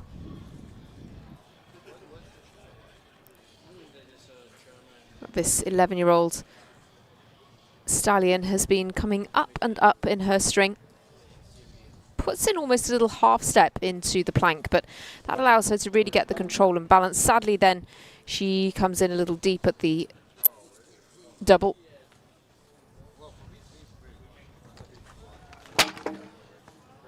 And again, it's that penultimate fence that is catching out so many riders. It has a knock-on effect to the final fence for her as well. 14 is Vanessa's score, incorporating some time penalties as well.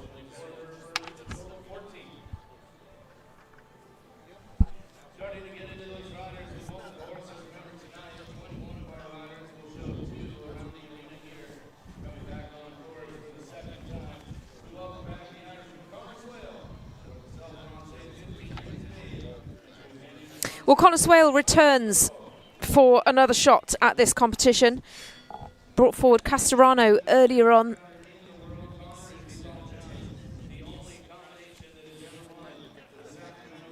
And unfortunately picked up 7 penalties with Castorano. His second ride here then is Vital Chance de la Roque.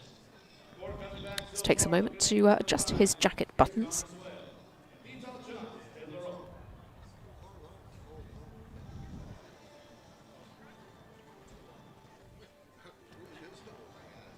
Again, he's had a really fantastic set of results with Vital Chance de la Roque this year. Won the 4-star classic competition at the Desert Horse Park, as well as a $25,000 competition there as well. But the Dalman Oxer is also causing a problem for Connor. This is extremely uncharacteristic. It's a very consistent pair. Vital Chance. I don't know that I've ever seen this horse have a refusal. But Connor Swale lifts the hand just to indicate that he is retiring. No doubt will head back to perhaps jump a fence in the warm-up ring, but opts to retire with the refusal there with Vital Chance de la Roque. Unfortunately, no jump-off slot for Connor Swale tonight.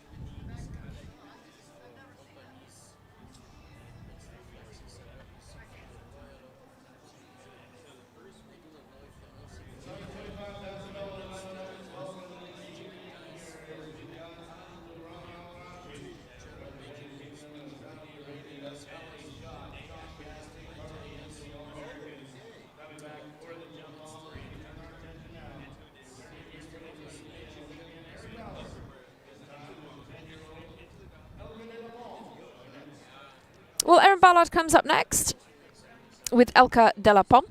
Erin, of course, has come forward already with her World Championship ride, Gakia. Elka de la Pomme, this is actually her first FEI show with this horse. This was a ride for Ashley Bond until very recently. Erin, though, the leading female rider in the world in the saddle. She just picked up 4 with Gakia.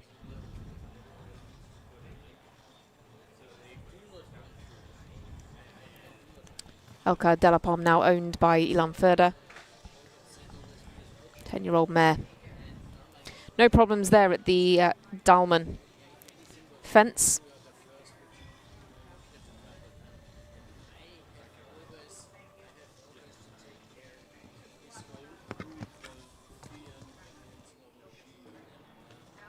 But there, again, just the distance down from the upright to the oxer can come up quite short there.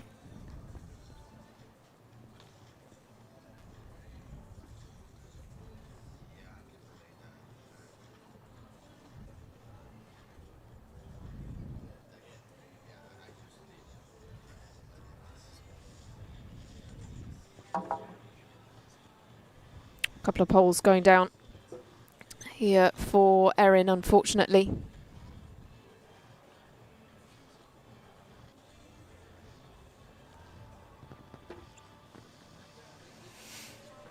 Goes a little steadier down this final line. Knows with the fences down, there's no need to push it for time. So comes home with a score of 20 in total for Erin Ballard and Elka de la Pomme.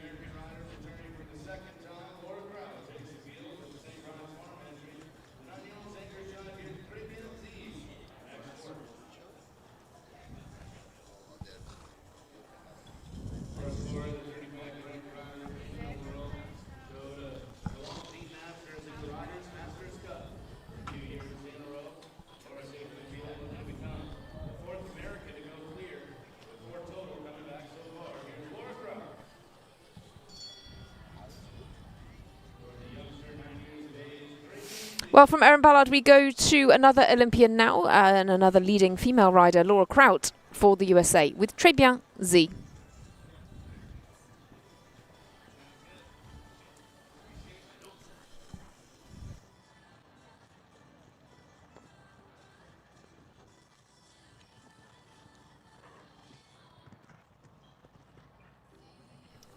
Very big jump at the Dahlman Oxer there for Laura Kraut.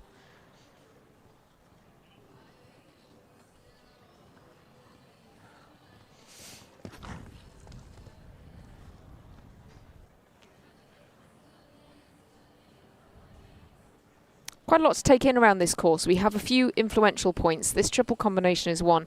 The Dahlman Oxer now has caused some problems, and that final line has also been problematic. Laura, of course, came forward earlier on with her Olympic ride Balletinu to just pick up 4, 1 pole dropping. Très Bien is a 9-year-old gelding by Toulon, who is not necessarily her most experienced ride, but certainly very talented. She had 2 top 8 finishes in Washington with this horse and is coming home with plenty of time to spare. Excellently done. Laura Kraut with her second ride. Très Bien comes home with the clear. She is the 5th clear of the day. 72.46 is a really good time as well. Just see her unplugging her air jacket there at the end of her round, and huge pats for that 9-year-old. 5 clears now. 5 out of 41 starters, so still a relatively modest ratio. But it has been an extremely tough course so far.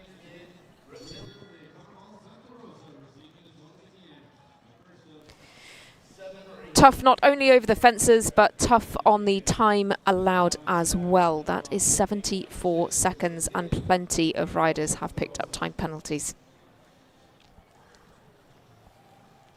For the USA then, Savannah Jenkins goes next. What a pity. First fence goes for the American rider.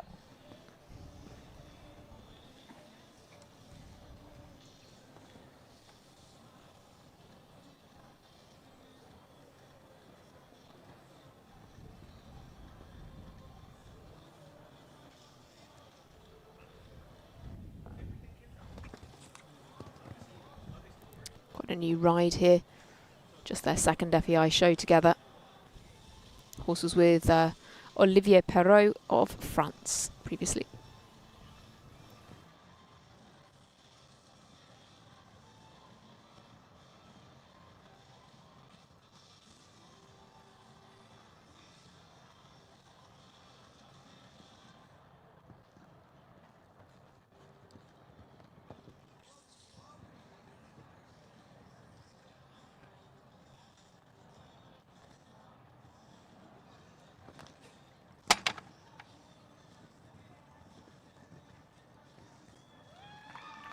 Well, a serious rattle at the final fence, and just so unlucky to clip that first fence. So Savannah Jenkins comes home with a score of 4 just at fence 1. Extremely unlucky.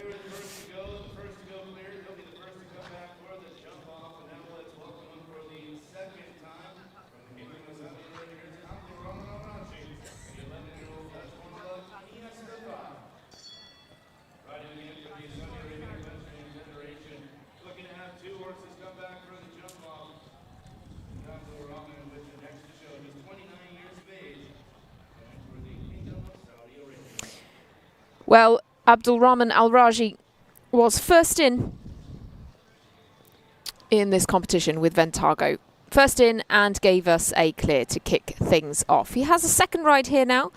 Iniesta V, another very talented ride and owned by the Saudi Arabian Equestrian Federation. Abdulrahman bidding to make it 2 for 2.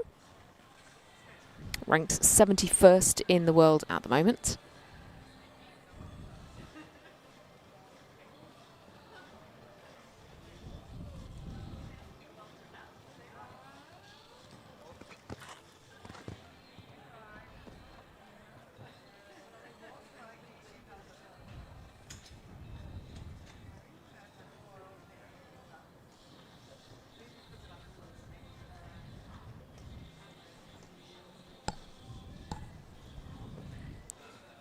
Big jump at the Lugano there. He's a very strong rider. You know, he uses his body a lot to really work to place the horses exactly where he thinks at these fences, and it's one thing that's really given Abdul Rahman a lot of success. He's very quick as well. Goes on a wider turn, and now he's sitting down and driving for that final fence. Oh, what a pity. Just one time penalty for Abdul Rahman Al Raji. A little disappointed with that time penalty, but what a performance from the Saudi Arabian. He's shaking his head, but he's now had 2 rounds clear over the fences, 1 into the jump off and 1 just with 1 time penalty. You know, he looks disappointed there, but that really is an incredible record to have had 2 clear jumping rounds, just 1 time penalty across the 2 rounds combined. Great day at the office. Jessica Springsteen comes up next with another second ride. A good few second rides to come then in the next run of competitors. This is your winning combination from last night. Naomi van Het Keizershof and Jessica Springsteen. She was telling us last night that she has Don Juan and Naomi here as her top rides, but also has some 7-year-olds here, and was very appreciative of the fact that she could ride a selection of horses at a range of different levels, all at the same show. And was also really enjoying the setting and the atmosphere here at Santa Anita. This 11-year-old mare then, she is naturally very quick. It was quite a deceptive round really last night, but she was a second faster than Connor Swale to take the win. She's by Cardento, out of a mare by For Pleasure. Jessica, of course, a Olympic silver medalist from Tokyo.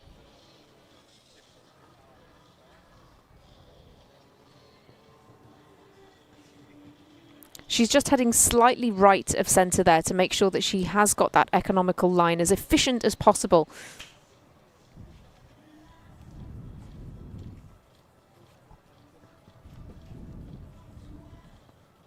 With Don Juan, she just picked up 4. We're looking for the 6th clear. 5 already. Going through to the jump off. Coming home then clear, coming down to the final fence. Jessica Springsteen to give us the 6th clear. Look at the time as well. We know that Naomi is a naturally fast horse. And having won last night's competition, Jessica Springsteen makes it another clear, and 6 will now come back into the jump off.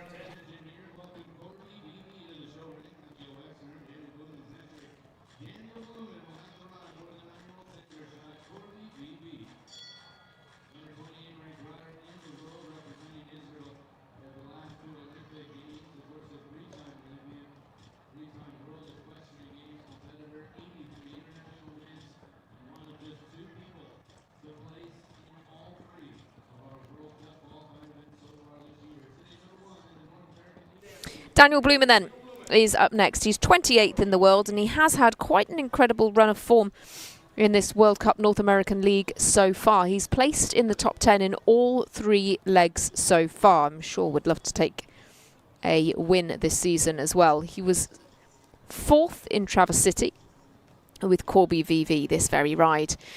5th in Washington with Gemma W, and 7th in Toronto also with Gemma W. So that is a serious level of consistency. He doesn't have a huge number of rides in terms of volume here this week, but once again tends to target his horses at these particular competitions, and Corby has been going from strength to strength. Just a 9-year-old here, 2-time Olympian and a 3-time World Equestrian Games contender, 2 Pan American Games for Daniel. Also contested a European Championships.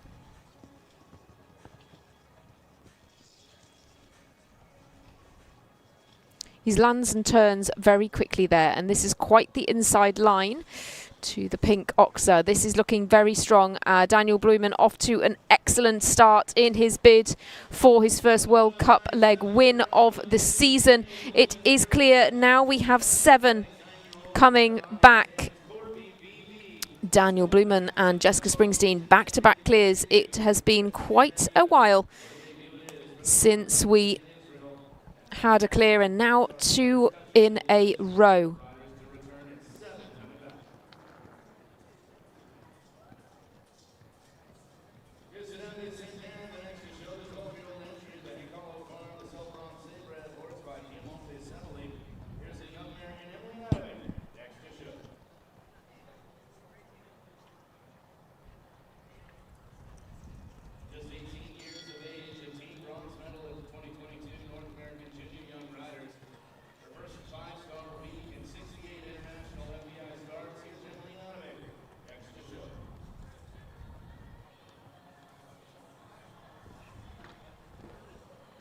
Well, unfortunately, the first fence goes for Emmeline Adamic. So unfortunate just to clip that first fence. It is a long way around here with a first fence down. Emmeline brings forward Sidiam de Saint-Anne, a 12-year-old gelding, riding, of course, for the USA.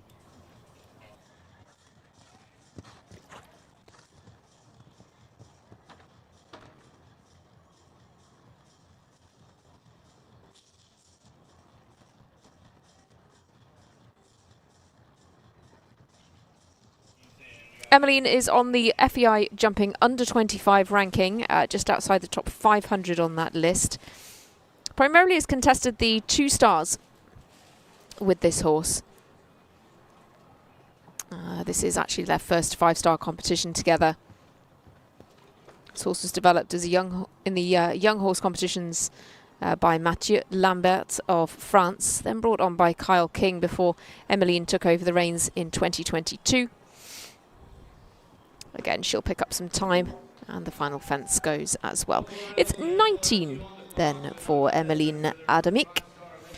Time 76.15. Remember, that time allowed is 74 seconds, and that has certainly put a spanner in the works for plenty of riders so far. Lots of them picking up time penalties.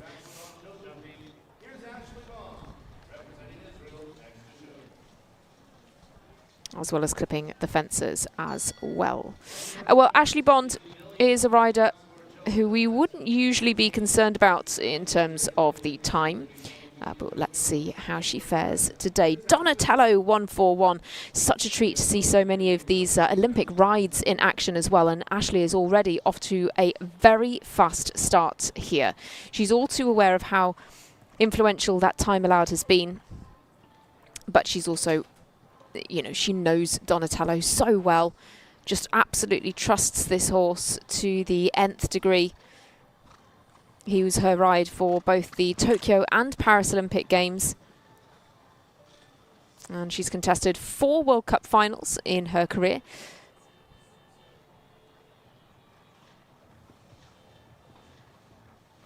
Oh, what a shame. I was just about to say a lot of power coming down that line, and unfortunately, that then pulls the final fence down. Good, careful approach at the plank, though.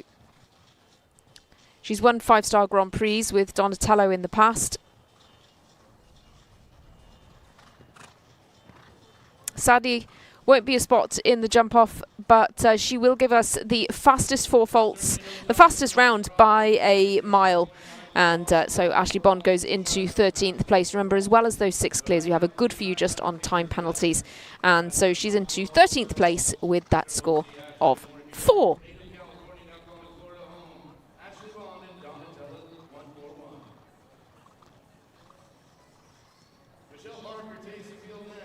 Well, Donatello still at fairly high speed, heading out of the ring there. Great to see such a top athlete, top equine athlete, so full of running as well.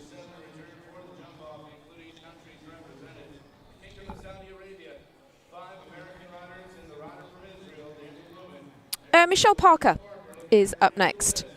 Good bit of success last week with this ride. Viva Lunaica Blue had a couple of top placings with this 10-year-old mare.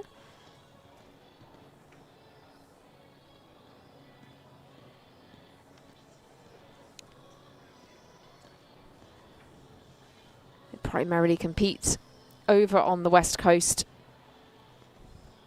or certainly have done recently. Again, briefly a ride for Kyle King, but Michelle has had some podium finishes at San Juan Capistrano and at Thermal at the Desert International Horse Park with this horse.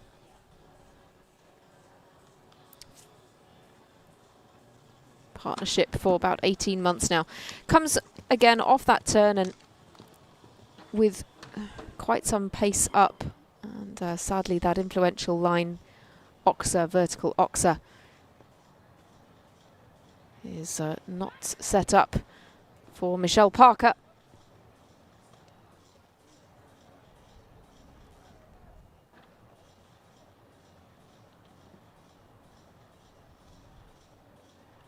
This is actually only her second meter 50 class with this horse.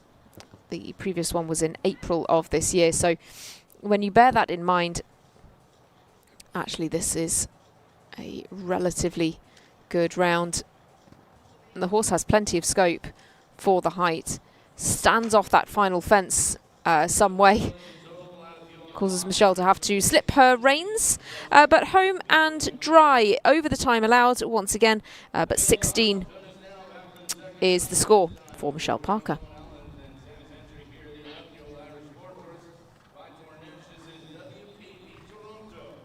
Second ride for Sami Eldahan now.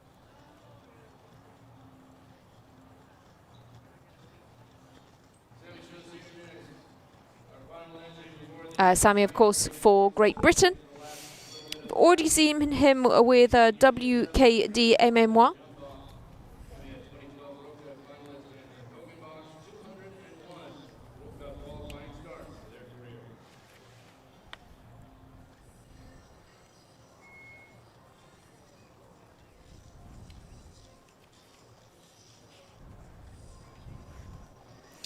Picked up just 4 penalties with WKD Mémoire.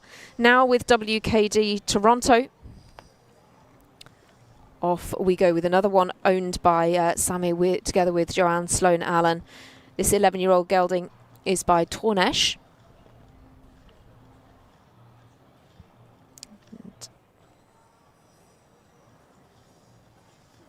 Some strong placings at Hickstead, at Spruce Meadows. Seconds and thirds there, as well as at Gorla Minore and in Monterey as well. Well, once again, the Oxa away from that related line, just off that 3-stride distance, is down.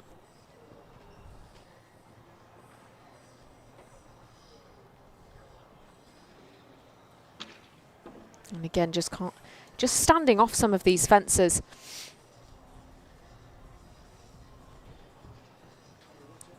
Quite eye-catching under the lights here, and you wonder if WKD Toronto is just feeling that a little bit with this environment.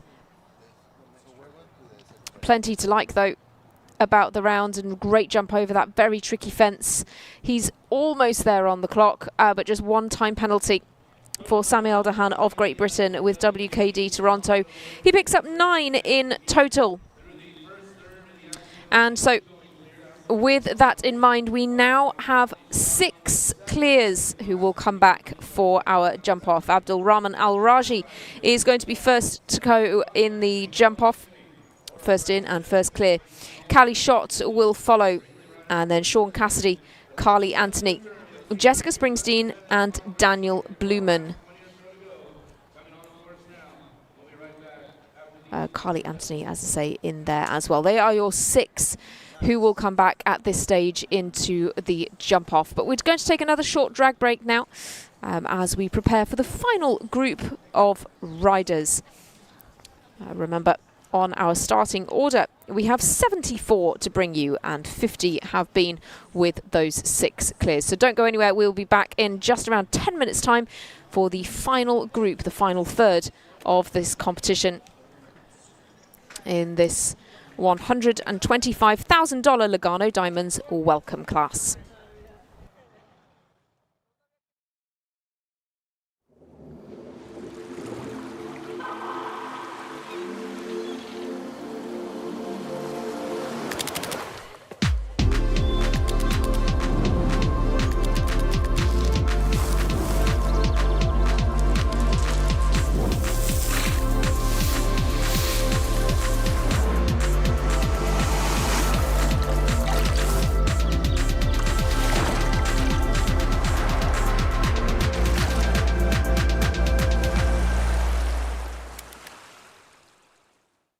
Equestrian Services International, your one-stop shop for all your equestrian needs.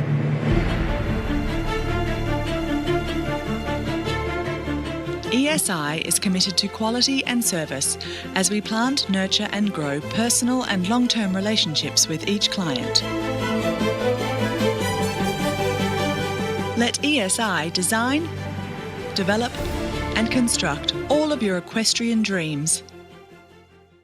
Hi, my name is Hannah Kleinditz, and I'm the owner and founder of Equestrian Closet. We provide an online marketplace designed for equestrians to buy, sell, and share the equestrian lifestyle. Whether you are looking for a gently used show coat or looking to purge your closet and start new, Equestrian Closet is here for you.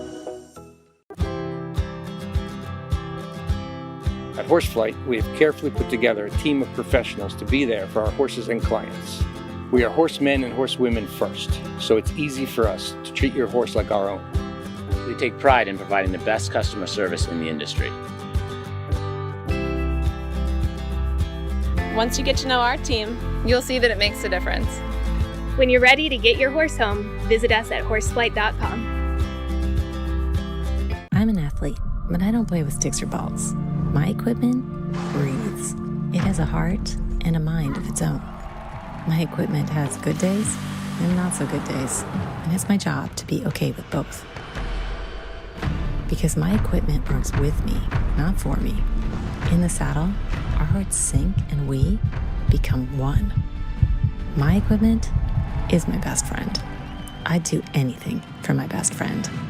Ask your veterinarian about Arthromed Vet for joint health. Grayson Jockey Club Research Foundation was formed in 1940 with a simple goal: to raise funds for research to enhance the health and soundness of horses. Since then, we've provided millions of dollars to hundreds of projects at universities around the world, leading to major advances in welfare. Our process of selecting and producing peer-reviewed research has become the trusted industry standard. And with your help, we'll be here for many years to come, supporting the health and wellness of all horses.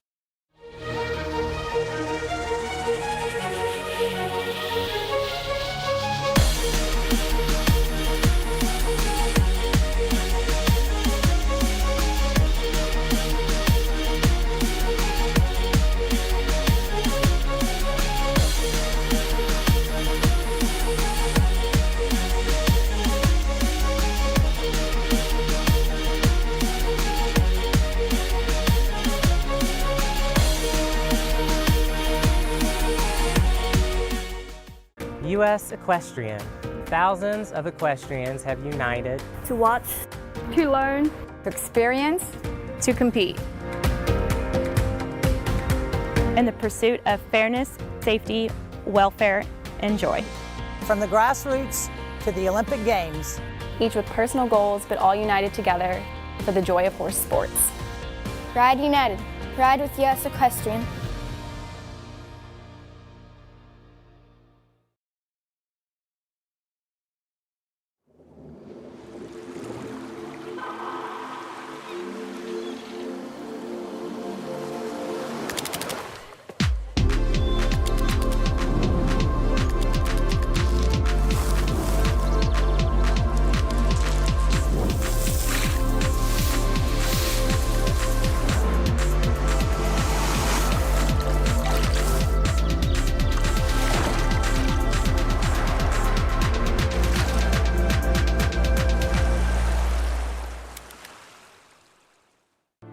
Equestrian Services International, your one-stop shop for all your equestrian needs.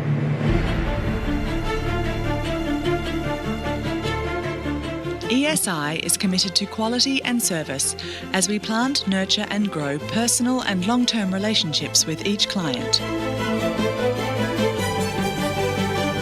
Let ESI design, develop and construct all of your equestrian dreams. Hi, my name is Hannah Kleinditz and I'm the owner and founder of Equestrian Closet. We provide an online marketplace designed for equestrians to buy, sell, and share the equestrian lifestyle. Whether you are looking for a gently used show coat or looking to purge your closet and start new, Equestrian Closet is here for you. At Horseflight, we have carefully put together a team of professionals to be there for our horses and clients.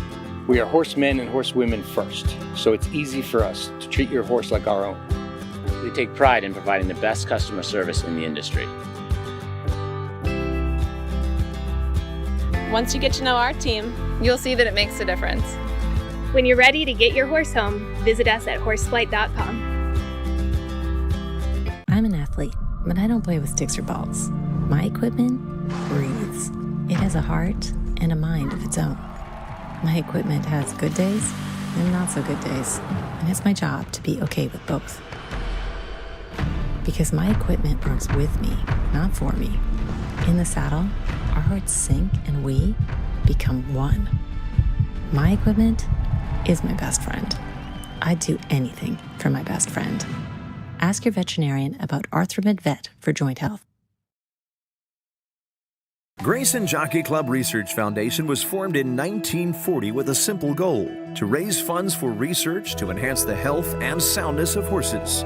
Since then, we've provided millions of dollars to hundreds of projects at universities around the world, leading to major advances in welfare. Our process of selecting and producing peer-reviewed research has become the trusted industry standard. And with your help, we'll be here for many years to come, supporting the health and wellness of all horses.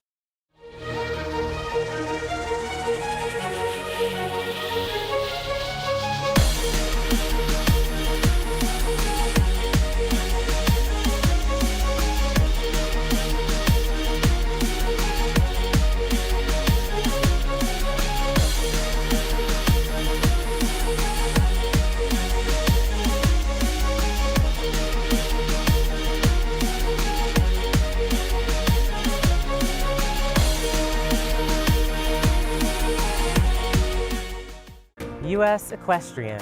Thousands of equestrians have united To watch, To learn, To experience, to compete. In the pursuit of fairness, safety, welfare, and joy. From the grassroots to the Olympic Games, each with personal goals but all united together for the joy of horse sports. Ride united. Ride with US Equestrian.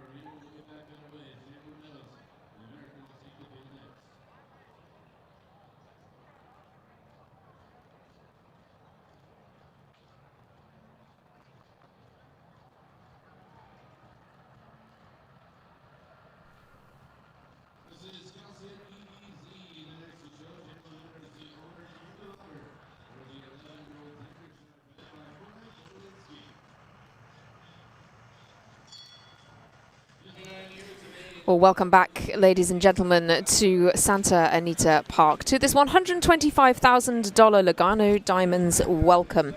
This is the qualifying competition for the World Cup, which takes place on Saturday night. But what a competition it is tonight as well. 74 combinations are coming forward in round one here, and only 6 are clear so far. We have brought you 50, and we progress on with Chandler Meadows now with Calciat EBZ.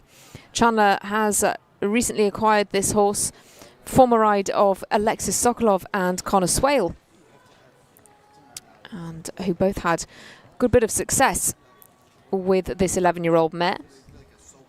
She is by Kornet Obolensky, out of a mare by Berlin.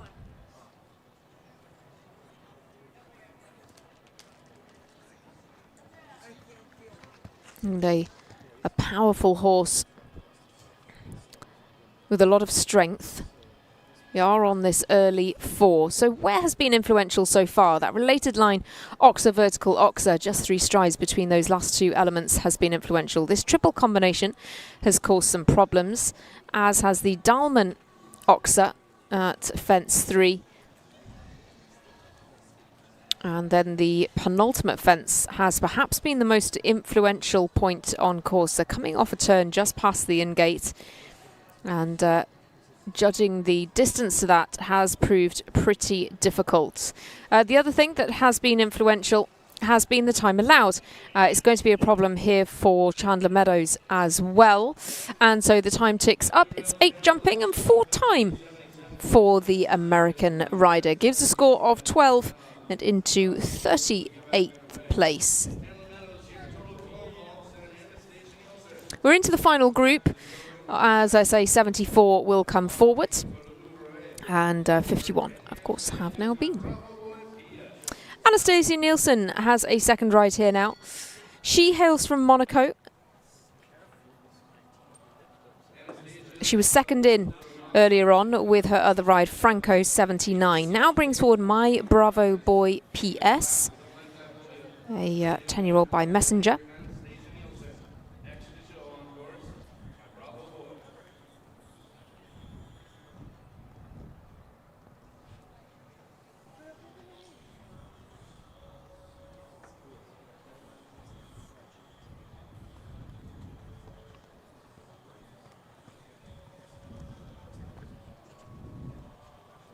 With her previous ride, she picked up 8. She finished 5th in a 3-star competition in Brussels in the summer, and had a couple of top 10s in Valkenswaard and Kronenberg as well. There's that tricky line off that 3-stride distance from the Longines upright. Anastasia Nielsen can't quite get the stride that she wants, gets deep in. And front and back rails have gone. They're working hard to maintain the balance, and she does that very well into the Lugano Oxa.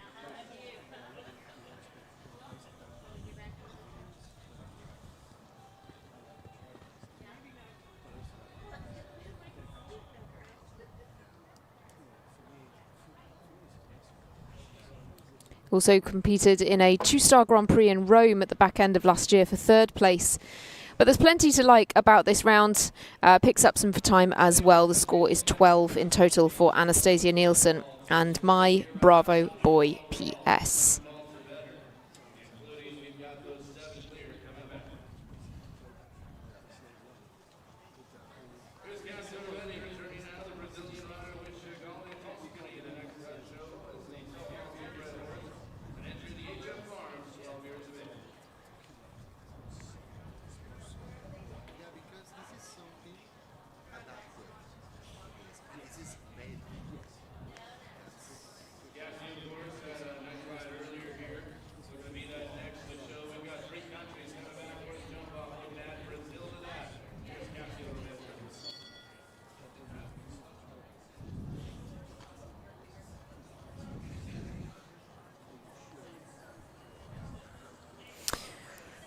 All right, then we go now once again to Brazil's Cassio Rivetti. Still those 6 clears. Good few riders for the USA coming back. One for Israel and one for Saudi Arabia at this point in time. Cassio Rivetti's second ride then is Chagall de Toscan.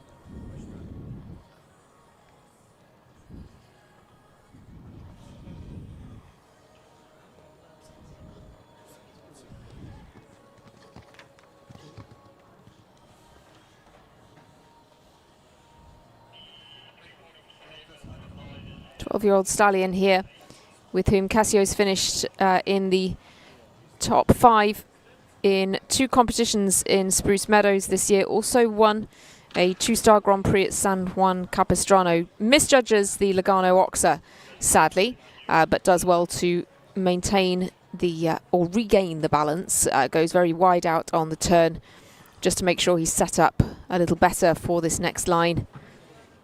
Goes a little bit flat with the hind legs over the double.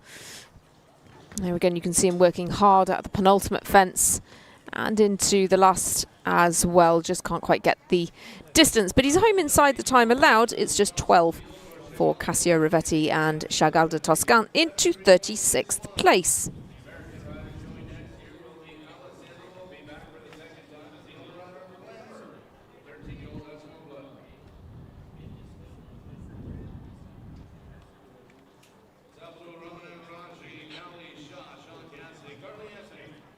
Alessandra Volpi is your next rider out.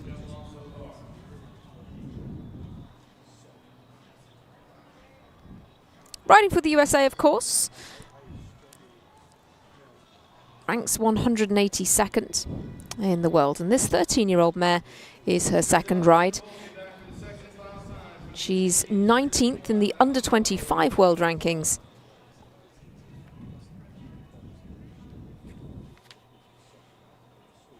Well, as I say, a second ride for Alessandra. She picked up 7 with Gypsy Love. Second shot at this competition now with Glamour. Competed at Washington in a couple of competitions, 9th in the speed final, 4th in the accumulator. Had a 6th place in a 5-star 2-phase at Traverse City last month. Oh, well, actually back in September. We are already into November, of course. Had a win in a 3-star class in Dinard in the summer as well. Unfortunately, just loses that impulsion through the triple. Looks like we're going to take a circle here to regain that composure before heading out over the Lugano Oxa.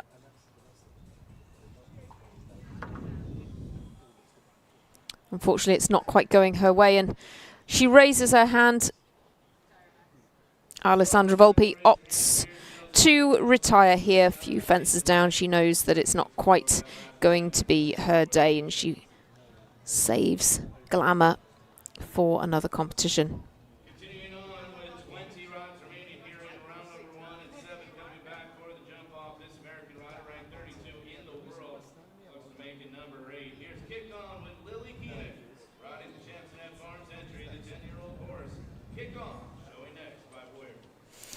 Well, Lily Keenan comes forward now. First ride of the evening for Lily.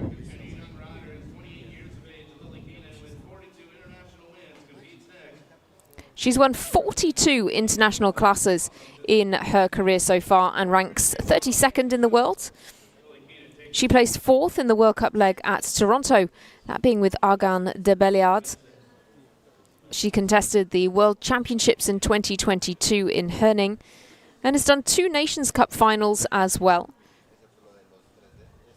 Rather impressively, she has won 3 Major League Show Jumping 5-star Grand Prix as well. One in Monterey in 2022, Ottawa 2023 and Toronto in 2024. All of those with different horses, the most recent being with this horse, Kick On.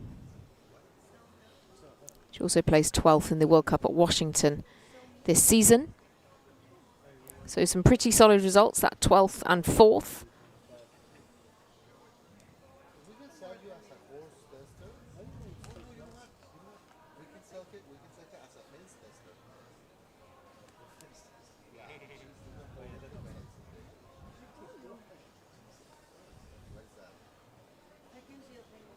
Again, really athletic horse here. Certainly wouldn't put your money far away from this lady to clinch another spot in the jump off, and this is going very well for her. Just 2 fences left to go. Looks like she might be a little bit short on time. She's got 1 fence left, needs to come home under 74 seconds. She looks like she's just going to get there. Yes, 72 seconds. And it's clear for Lily Keenan. She is your 7th clear, and she will be through to the jump off.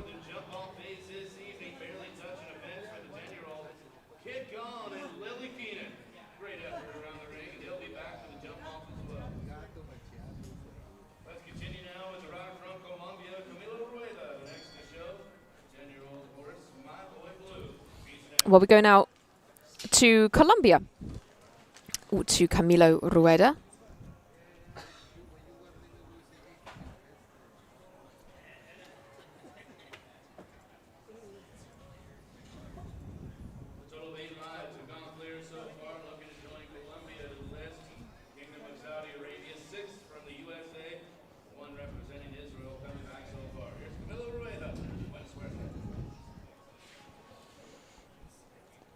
Well, Camilo brings forward My Boy Blue.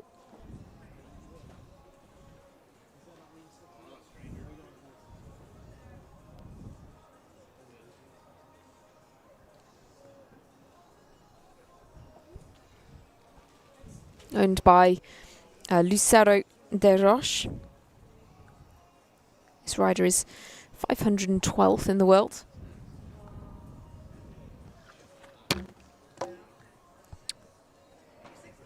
Just not able to get the adaptability through the related line. 2 down.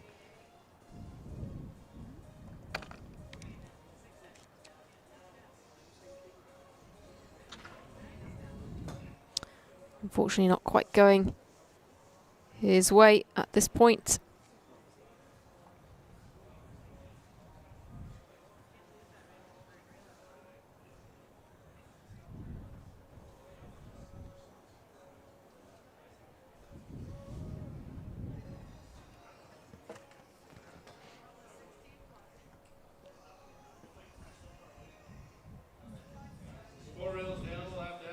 Well, it will be 21 in total for Camilo Rueda of Colombia into 49th place.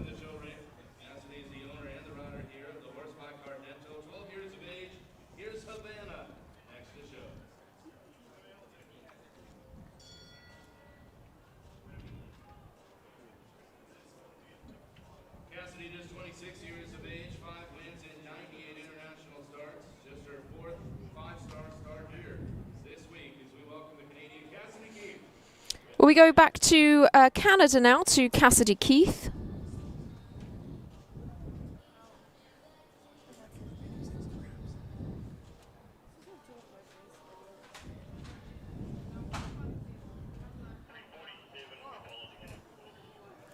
Cassidy brings forward Havana, 12-year-old mare. Contested the World Cup at Las Vegas last year for 12th. And they also jumped the 4-star Odlum Brown Grand Prix in Vancouver earlier this year. A couple of fences down. Broadly, in Grand Prix, this combination has a couple down.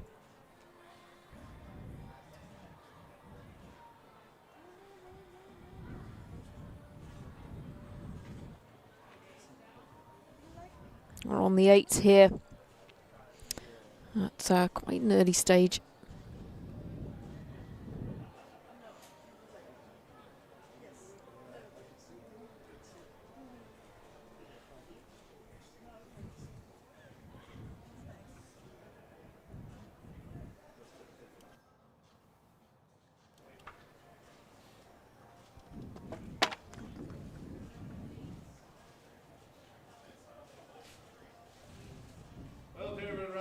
Well, it is 8 for Cassidy Keith under the time allowed and into 30th place with the 8 penalties.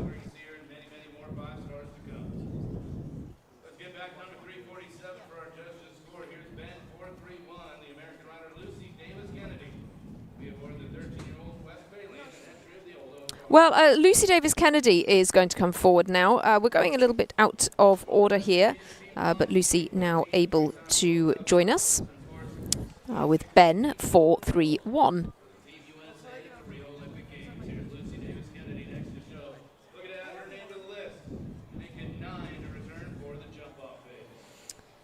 She rides for the USA.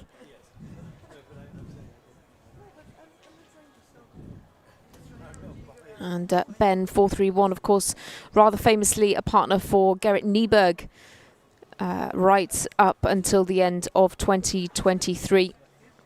Gerrit contested several LGCT Grand Prix with this horse, as well as the European Championships in 2023. Certainly was a very experienced partner for the German. Just did the World Cup final in Leipzig with Gerrit as well. Lucy Davis Kennedy, though, took this horse to the Longines League of Nations final in October and was on the winning team in the 5-Star Nations Cup of Ireland at the Dublin Horse Show this year as well. Also won a 3-star Grand Prix in Riesenbeck in July. So very much has got her partnership with this talented horse off to a fantastic start. Unfortunately, 2 are down so far.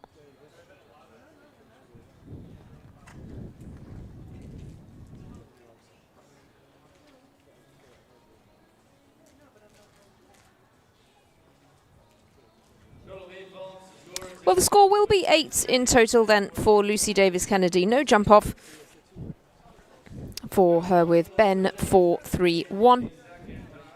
But definitely a combination that we will see in future competitions.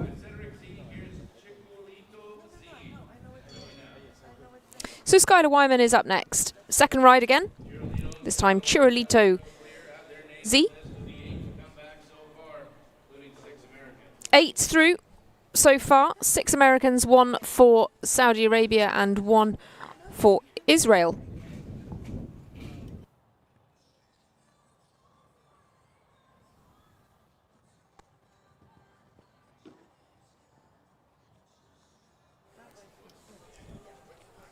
Well, with Chirolito, sadly a refusal at fence 1 for Skylar Wyman. Safely over that second time. Skylar, of course, 17th in the under-25 world rankings and contested the World Cup final this year in the same year that she also jumped at the North American Youth Championships. And down at the Longines upright as well. Be interesting to see what she chooses to do here. Will she continue for an educational round? Chirolito, a 13-year-old stallion.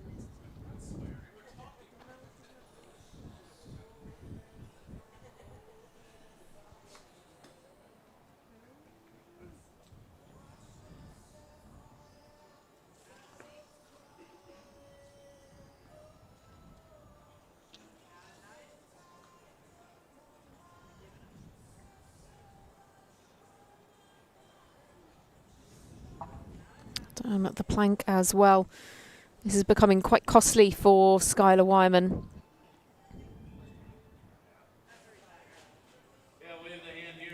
And raises the hand to signal the decision to retire in this competition. Just hasn't gone her way there with this ride, unfortunately, this evening.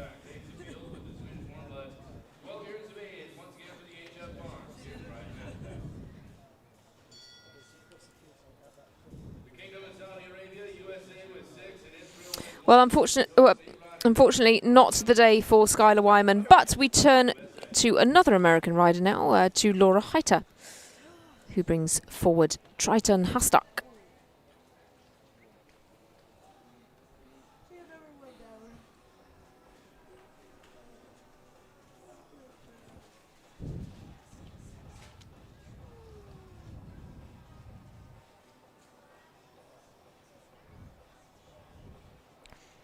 Well, another second ride here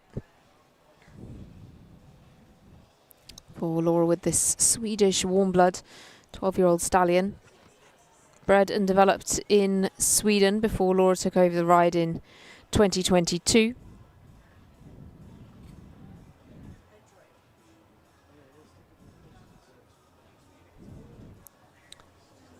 Two top 10s this year for this combination so far. Their record is quite good though. Broadly, not more than 1 or 2 fences down. Just looking to build this consistency really over the course of their competitions together. And certainly if they can get that consistency going, that would really transform their results.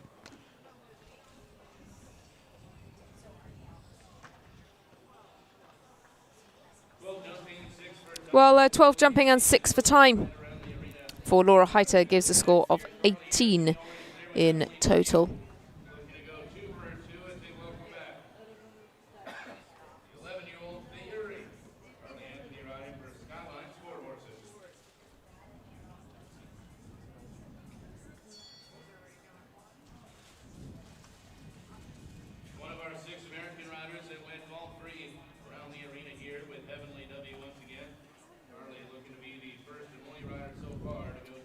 Well, Carly Anthony is your next rider. She's already through to the jump off with her earlier ride.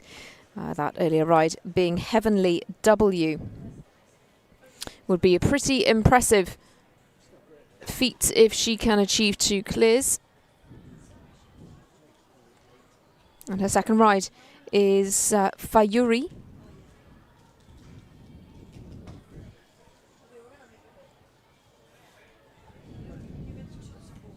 She's in the world's top 200.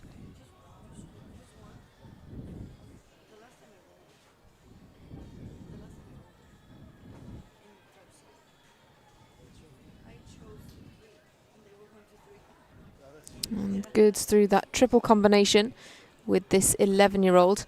Brand new ride for FEI competition for Carly here. Well, the horse was with Alexa Lignelli. And Matt Williams of Australia were on the 4. So no 2 spots in the jump off for this for this rider.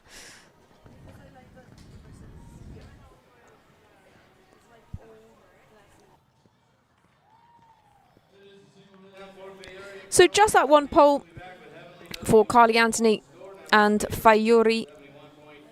Just that 4.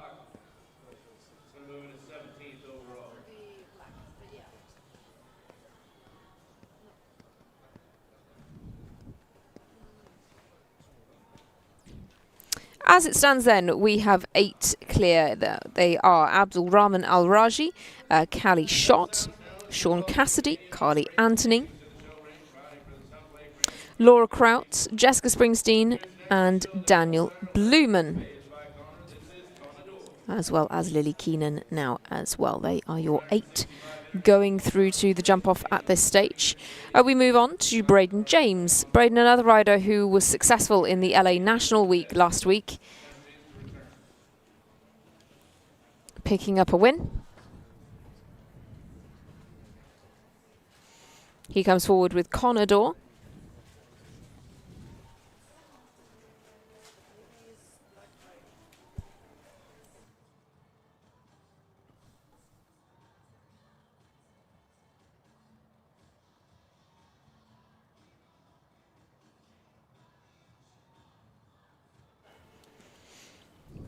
Conador is a Holsteiner, 11-year-old gelding. Fairly new ride again for Braden. Horse was with Stella Chernoff.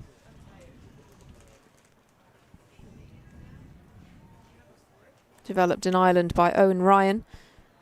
And so this is just Braden's second FEI start with this horse.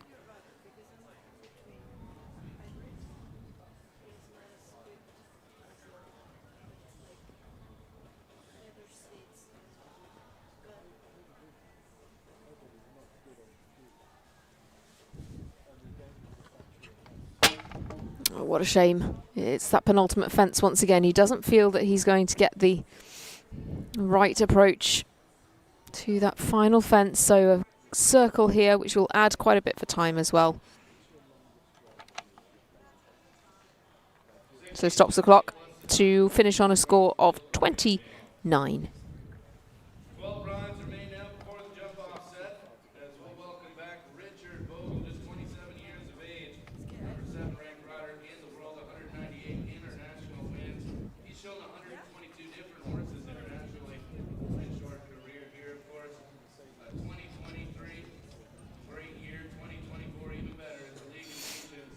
Oh, Richard Vogel goes next. It's another second ride.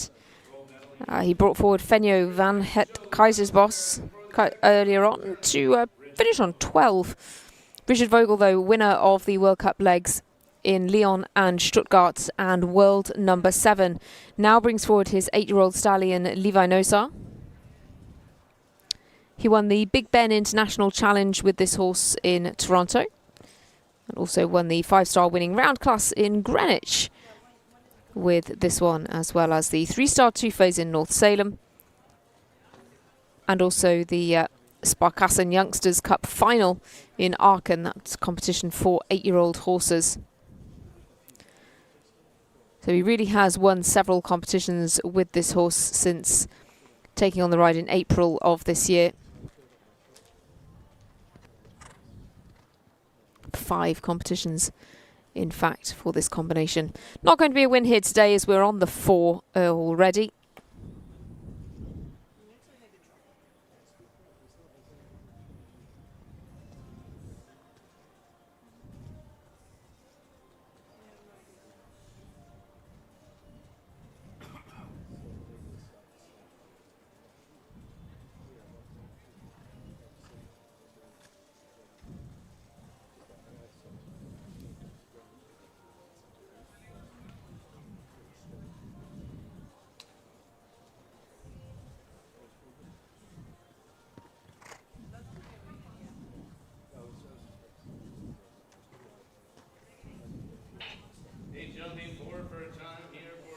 Well, 8 jumping 4 for time, and so it's a matching score of 12 for Richard Vogel with Lugano.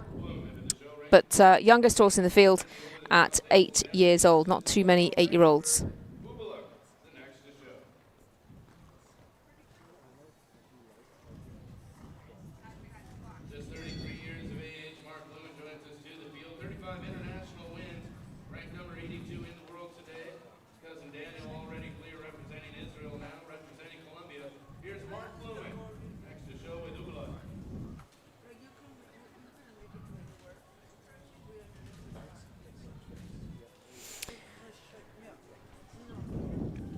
Well, Mark Blumen goes next. Daniel Blumen, his cousin, is already through to our jump off, but Mark Blumen for Colombia is up next with one of his top horses, Ubiluk.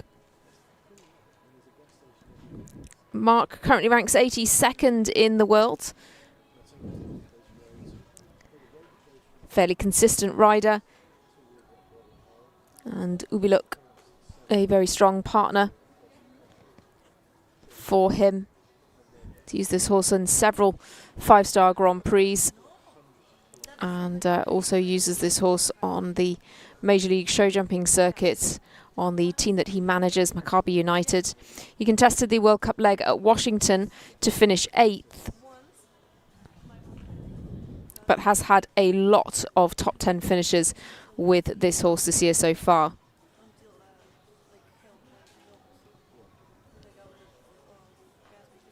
'20 top 10s this year so far, in fact.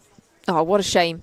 Just comes a little bit long through the double combination, and again the penultimate fence is influential, but certainly not too much wrong with that round. But we are somehow onto a score of 9 for Mark Blumen, unfortunately, so not his day today. He's into 36th place.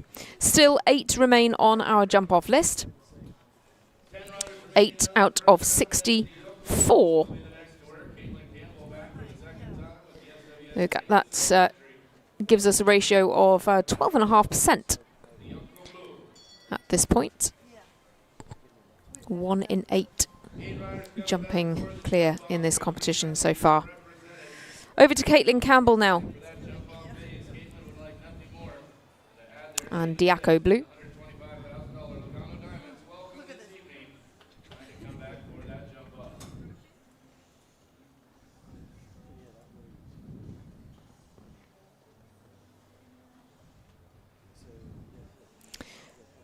Caitlin with Diaco Blue, as I say, this 14-year-old owned by SWS Training and Sales.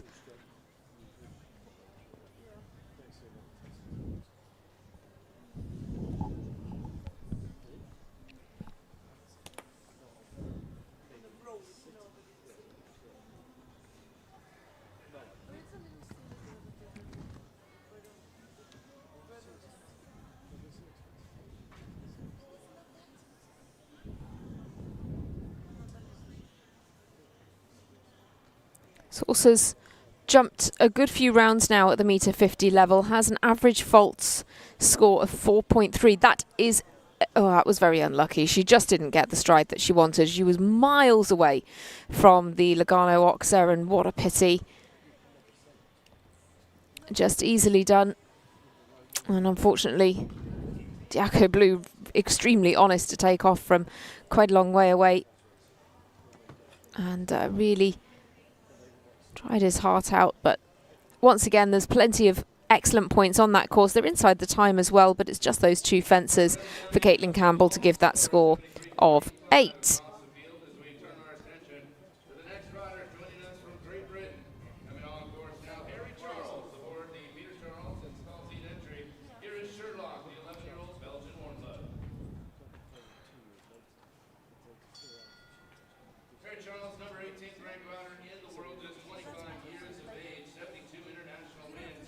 Well, Harry Charles has a second ride here.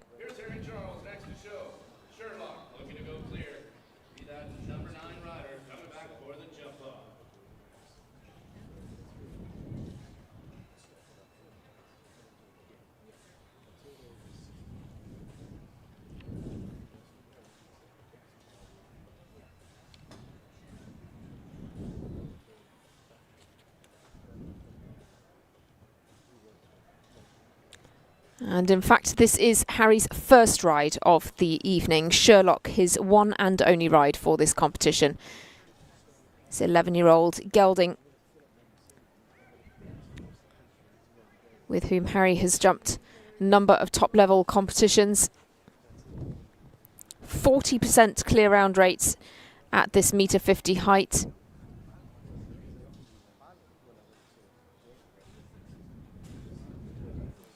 Saw this combination in last night's competition as well, and this was Harry's ride to win the LGCT Grand Prix of London in August of this year. Sadly working on that 4, so no British rider at this stage, or no British rider full stop, in fact, in the jump off, as Harry is the final rider for Great Britain.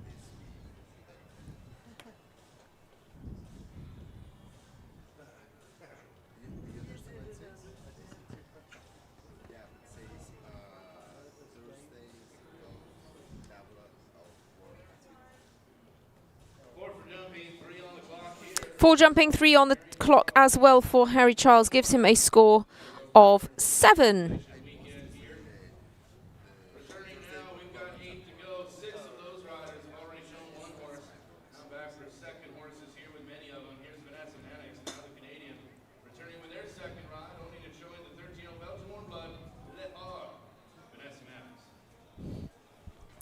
Second ride for Vanessa Mannix, this time with her World Cup final mount, Le Har. 8 to go, 8 to return for the jump off. Vanessa takes the field here, looking to be that number 9. Many of our riders have. 8 through to the jump off then. Vanessa coming forward then, bidding to be the 9th for Canada. She's the final Canadian in tonight, the penultimate Canadian in tonight's competition. Samantha Buers remains as well. Vanessa ranks 150th in the Longines World Rankings.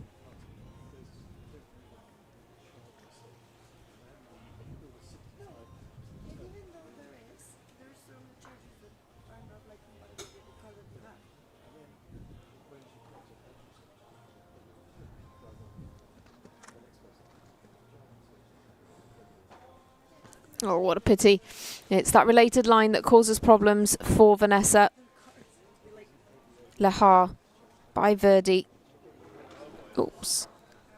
And sadly just falls a little foul here of the triple combination. It's not the easiest at all. It's right alongside the edge of the VIP tent as well. But the fence has been put back together. Vanessa Mannix is going to reapproach here. Or in fact, she's going to head for fence one once again, and that symbolises her decision to retire from this competition.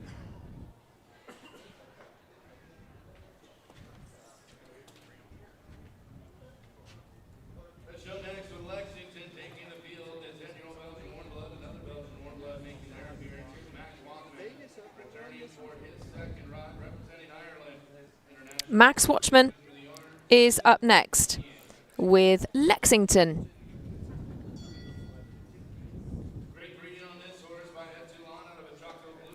Max had quite an interesting round with his first horse. He was third to go with Kilkenny, and he just picked up 4 time penalties. Clear over the fences, but 4 time. Lexington, as I say, this second right by Etulon, owned by Susan Magnier, much like Max's first right. He's a young rider, ranks 48th in the world on that under 25 list.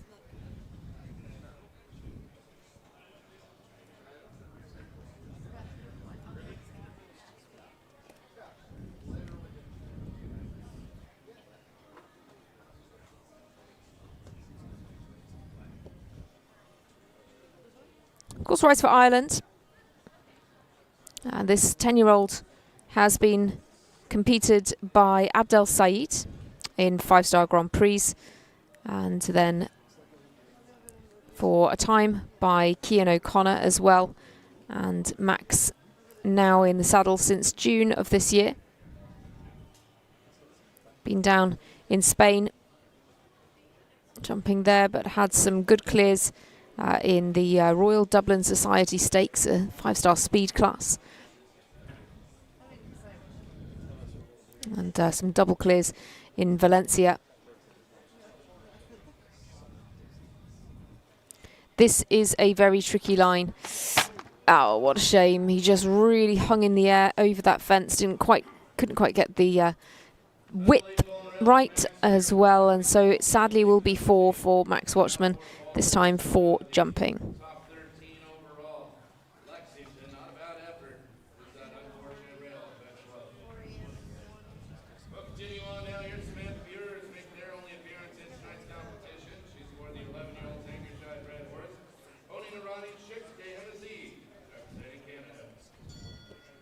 Well, Samantha Bewers, this is indeed the final Canadian competitor.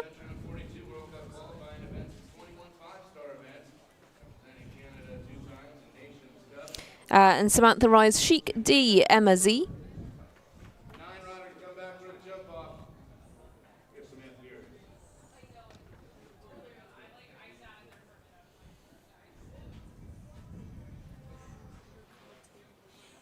This combination were third in a 2-star Grand Prix in Vancouver in September.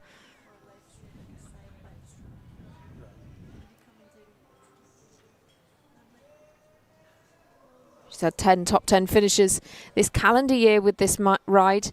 All of those coming in Canada so far. It's her first show outside Canada with this mount. Jumped the 5 stars at Spruce Meadows a few times. Also contested some of our national classes last week. Looks a little bit like Chic D Emma Z may have had a bit of a snack of some grass prior to this round. Oh, what a pity. Just gets a bit underneath the plank. Working on that 4.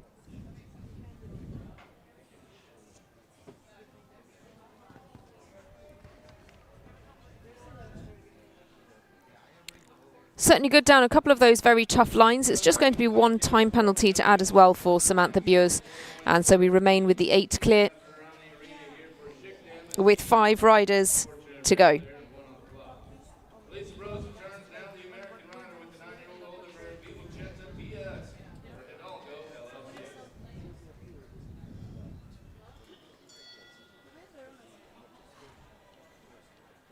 Still 6 Americans, a rider from the Kingdom of Saudi Arabia, a rider from Israel, returning for the jump off. 3 countries represented here. Elisa Rose had a very fine effort on her first course, just 2 time penalties to clear over the fences.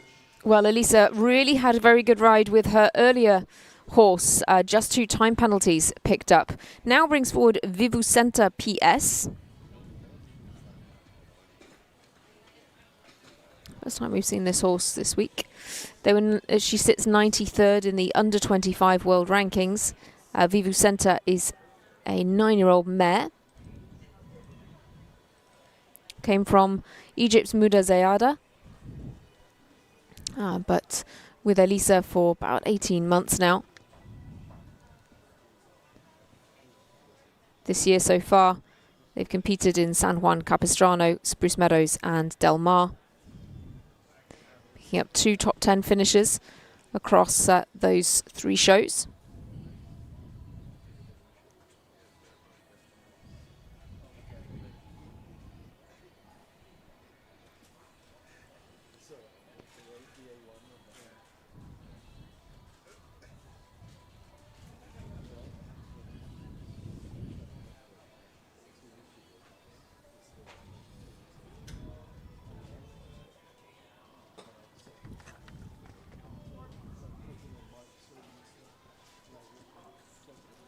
Bit laboured down that fine line as well. It's 12 in total for Elisa Bros, but she certainly should be very proud of these 2 rounds and just 2 time penalties, as I say, with her earlier ride. Sitting 11th with now just 5 rides remaining. Make that 4. First 4 to go as we welcome back number 17th ranked rider in the world, Kian O'Connor. 4 then remain. Maximum we will have in our jump off is 12, as we have 8 through at this stage.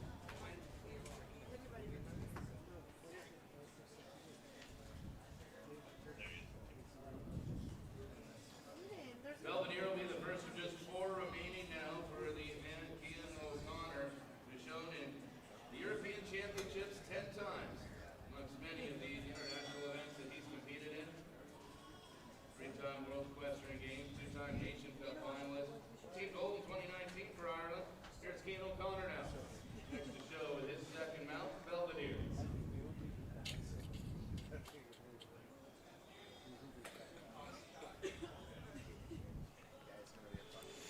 Kian O'Connor is your next starter. Second ride as well for Kian. Picked up 14 with his earlier ride. And Belvedere is his second mount. Another 8-year-old. This one a gelding by Billy Congo, owned by Paseo Farms.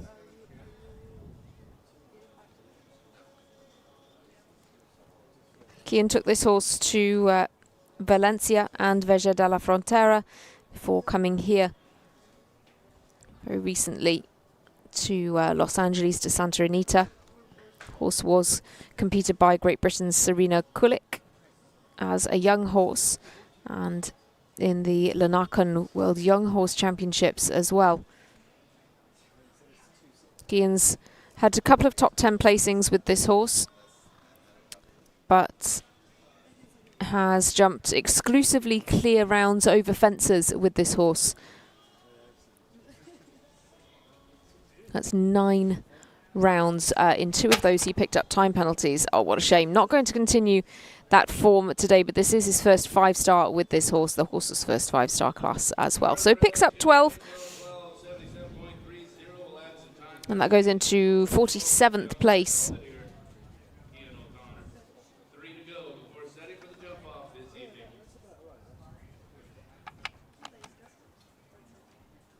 Saudi Arabia, USA, Israel represented. Niall Nassar would like nothing more than to represent Egypt in the jump off here as well. To get 4 countries back for the jump off. 3 rides remaining.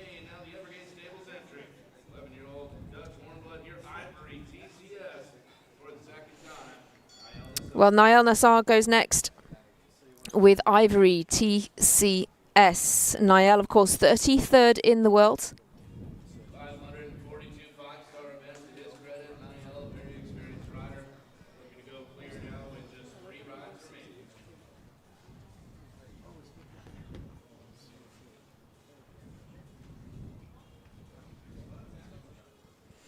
This ride, who was campaigned by Daniel Coyle up until the beginning of this year, and Daniel had some absolutely outstanding results with Ivory, but equally so has Nael Nassar.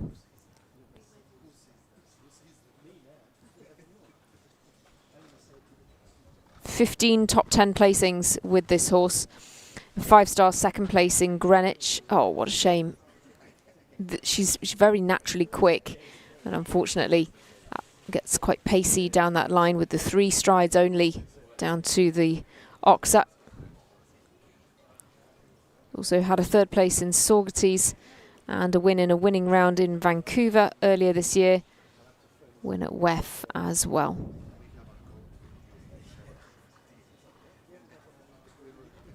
Daniel Coyle actually won 3 classes in a row with this mare, which is by Falaise de Muse.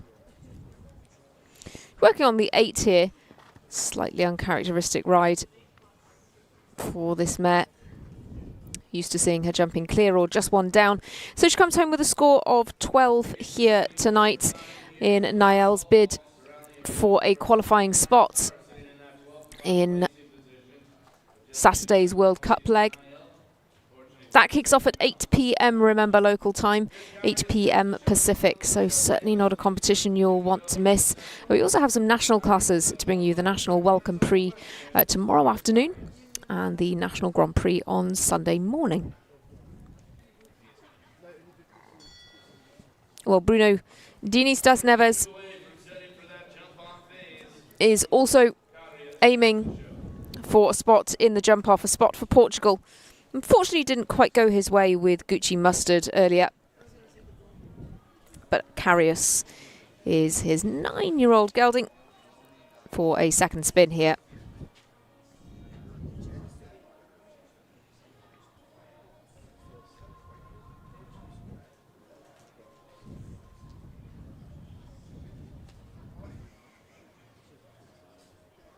Had a good few podium finishes with this horse in Toronto, in Ottawa and Traverse City. All of those coming in 5-star competitions.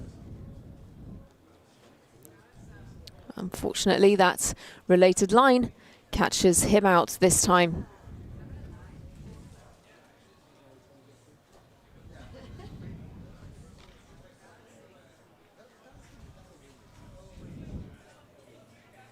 This horse is owned by Mirasol Equestrian and is by Van Gogh.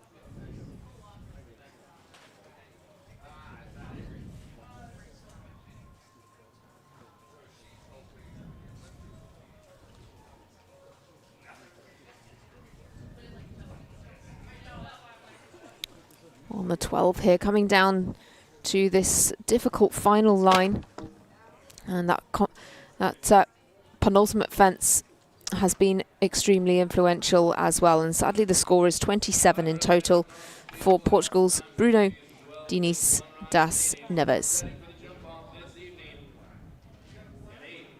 Just one rider remains then in round 1. We're still on the 8 clears. We're looking for a 9th clear.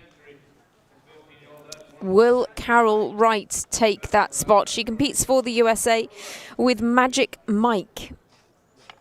A horse who is owned by Elizabeth Killam, is 15 years old. Very difficult course that has been set.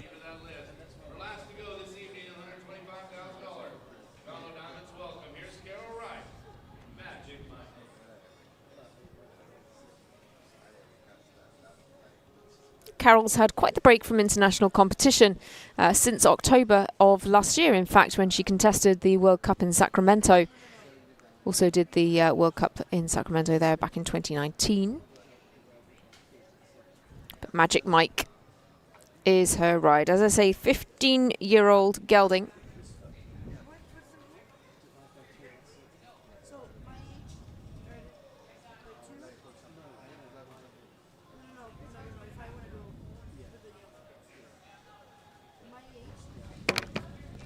Has a rattle at that Longines upright.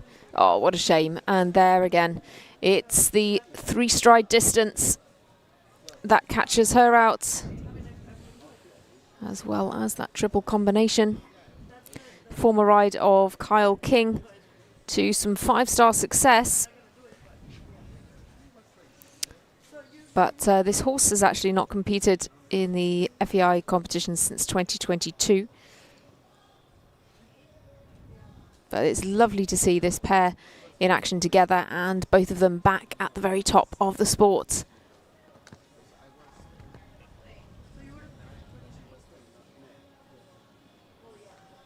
And it's a good round, and what a way to round things off. Stops the clock in exactly 74 seconds. It is then 2 fences down for a score of 8 for Carol Wright. That means that 8 riders will come back for the jump off. And let's take a look at who they are. It's Abdul Rahman Al-Raji, Callie Schott, Sean Cassidy, Carly Anthony, Laura Kraut, Jessica Springsteen there as well, last night's winner.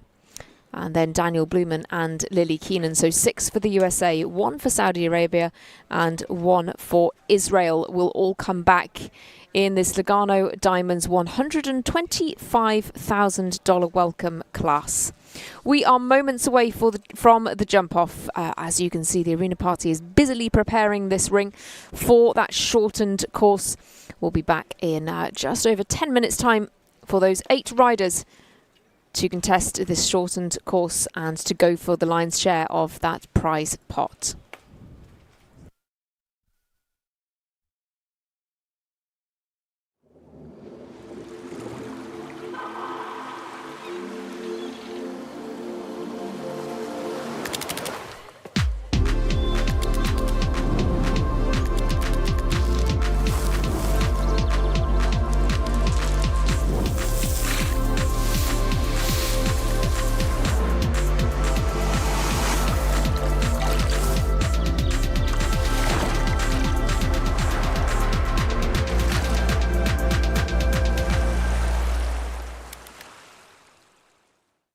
Equestrian Services International, your one-stop shop for all your equestrian needs.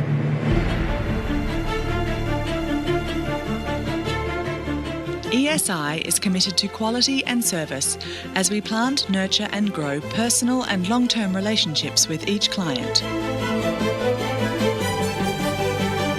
Let ESI design, develop and construct all of your equestrian dreams. My name is Hannah Kleinditz, and I'm the owner and founder of Equestrian Closet.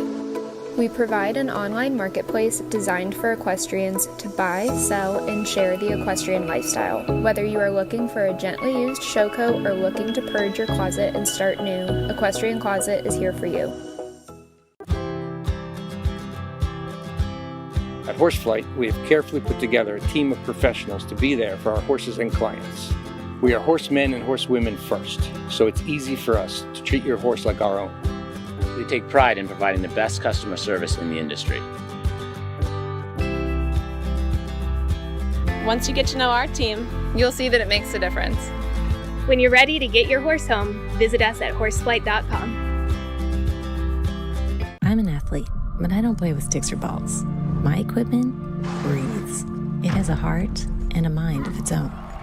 My equipment has good days and not so good days, and it's my job to be okay with both. Because my equipment works with me, not for me. In the saddle, our hearts sync and we become one. My equipment is my best friend. I'd do anything for my best friend. Ask your veterinarian about Arthromed Vet for joint health. Grayson Jockey Club Research Foundation was formed in 1940 with a simple goal: to raise funds for research to enhance the health and soundness of horses. Since then, we've provided millions of dollars to hundreds of projects at universities around the world, leading to major advances in welfare. Our process of selecting and producing peer-reviewed research has become the trusted industry standard.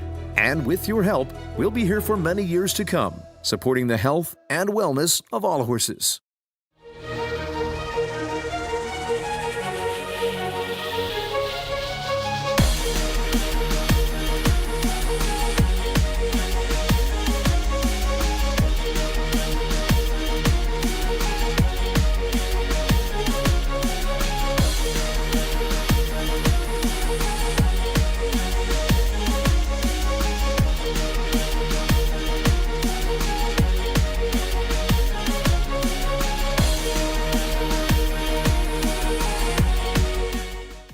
U.S. Equestrian.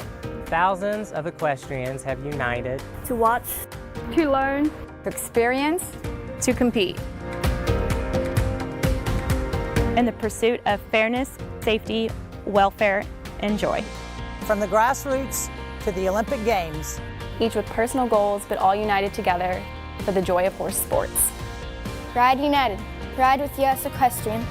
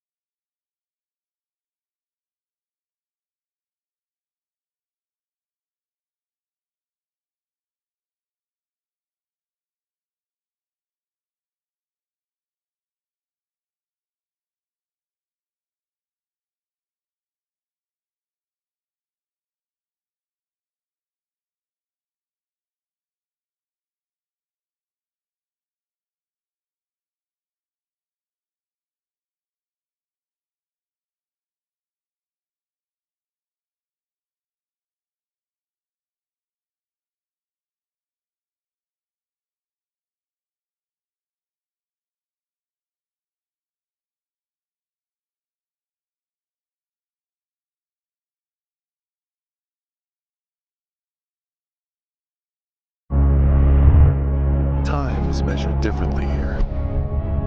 This place has its own minutes, its own seconds, where old and new run in the same circles. It's a place where being completely in the moment is the only way for time to stand still. Time, that is. Not you.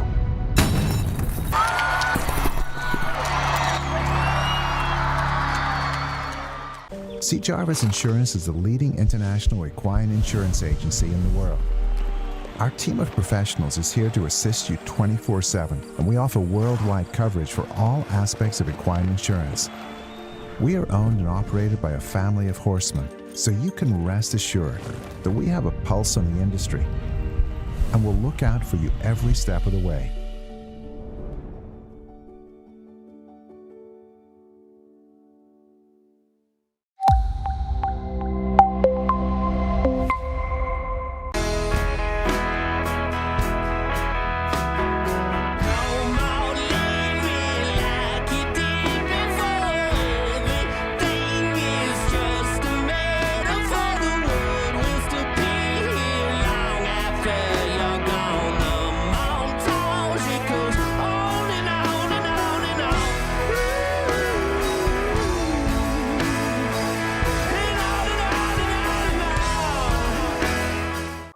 Equestrians all have one thing in common. We care for the safety and comfort of our horses above all else. We appreciate and value quality products that are built to last. At Saratoga Stalls, our business has been built on this foundation. We understand the value of unparalleled customer experience, paired with the highest quality product offered. We stand behind our quality and offer warranties that are unmatched, because we know you and your horse deserve only the best. Saratoga Stalls, designed by equestrians, for equestrians.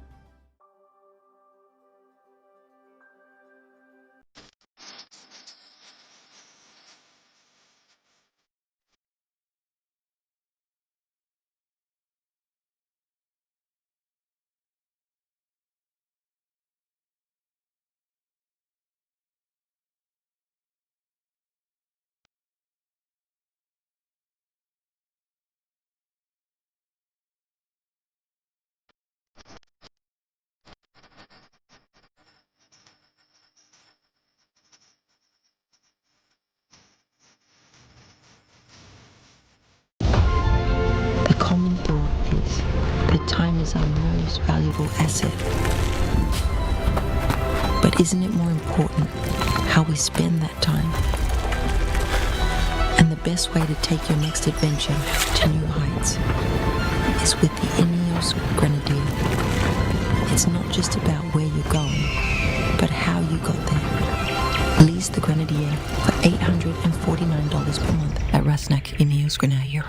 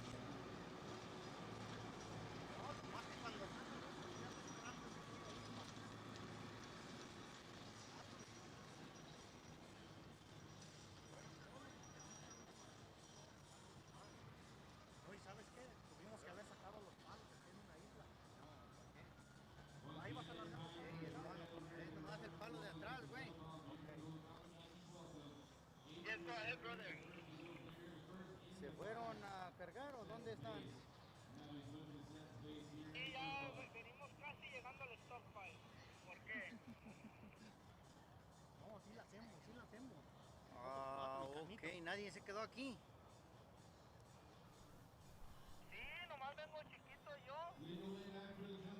Well, good evening for the final time, ladies and gentlemen. It's time for the jump off in this $125,000 Lugano Diamonds welcome class. 8 riders is the number that we've whittled it down to from 74 starters. A pretty incredible ratio there in this course. That, of course, was set by Anderson Lima. Just over 10%, around about 11% jumping clear. That is how tricky this course has been. Abdul Rahman Al Raji was first to go in round 1 and clinched a clear. He actually just picked up 1 time penalty with his 2 rides. That is an absolutely outstanding result in this competition. But this was the horse with whom he was clear and inside the time. Of course, it is his Olympic mount, Ventago, the horse as well with whom he won the 5-star Grand Prix of Greenwich.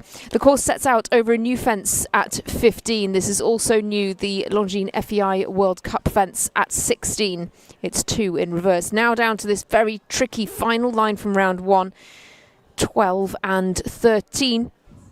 Then it's a quick turn back to fence 6 and Abdul Rahman's quick over the ground. Goes on the angle at the Longines upright.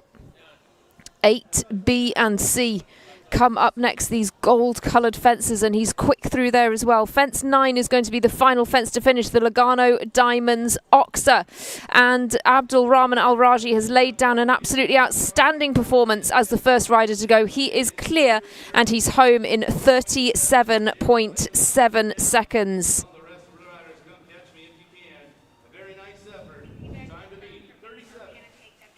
So that's the initial time to beat then.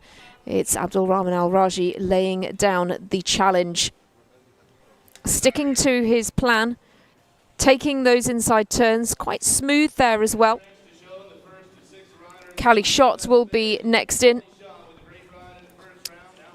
With Garant, this former American Gold Cup winning horse and a horse with whom Cali has won 5-star Grand Prix in the past as well. Cali then with Garant. The time to beat is 37.70.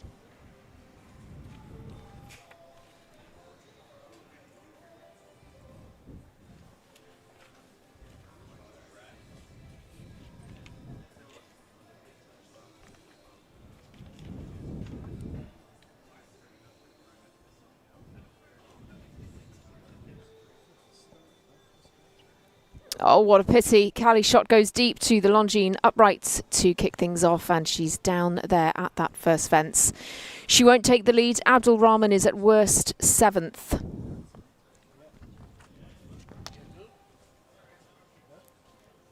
But what a horse this is. She can just gallop to the fences with Garant. Unfortunately, another Longines upright goes down.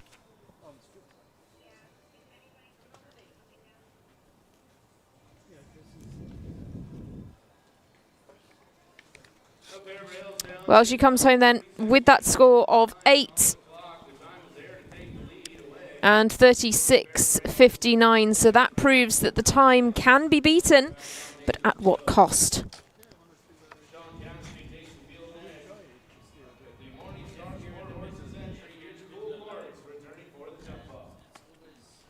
So Sean Cassidy now. Cool. Yes, Cool Quartz.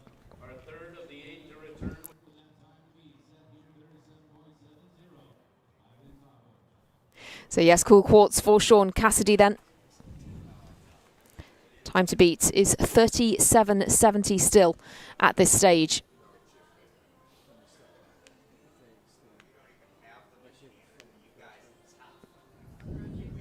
Abdul Rahman Al Raji leads the way. $125,000 on offer here in the prize fund. Goes on a great angle and lands and turns very quickly. Cool Quartz has been very, very consistent for Sean in recent months. Perhaps loses a bit of momentum. Oh, that is luck on his side. The pole is rolling in the cups there.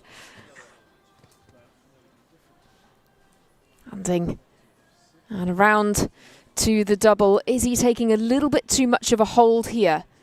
37.70. He's got to keep that forward momentum. And it's a lovely clear, great double clear for Sean Cassidy. He's just not quite there on the clock. It's 39.14 for the American, and he's into second place, but a second and a half off the pace of the Saudi Arabian rider Abdul Rahman Al Raji. Carly Anthony had an unbelievable round. Great clear from her with Heavenly W.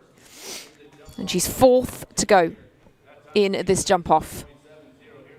That's 37.70 is the time to beat still. Just takes a pause.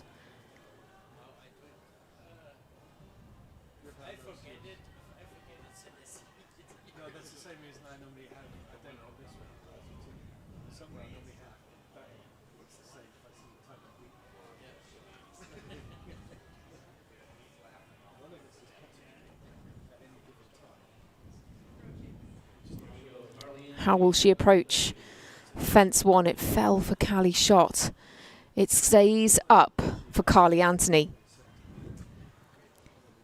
She's just letting Heavenly W keep quite an open frame here, encouraging that ground cover. Good on landing. Yeah, she's slightly quicker there on the split time. And she really is allowing this horse to just keep that forward momentum. The time to beat here is 37.7. She needs to keep that pace up. And she's got there, 36.85 for Carly Anthony. She is more than a second faster than Abdul Rahman Al Raji, and she heads into the lead for the USA. Waves to her supporters on the side of the arena there, but what a great ride. And 36.85 is your new time to beat. But can that be bettered? We have a serious lineup of riders to come who are certainly going to give Carly a run for her money. All four of these next competitors have been five-star Grand Prix winners. Three of them are Olympians.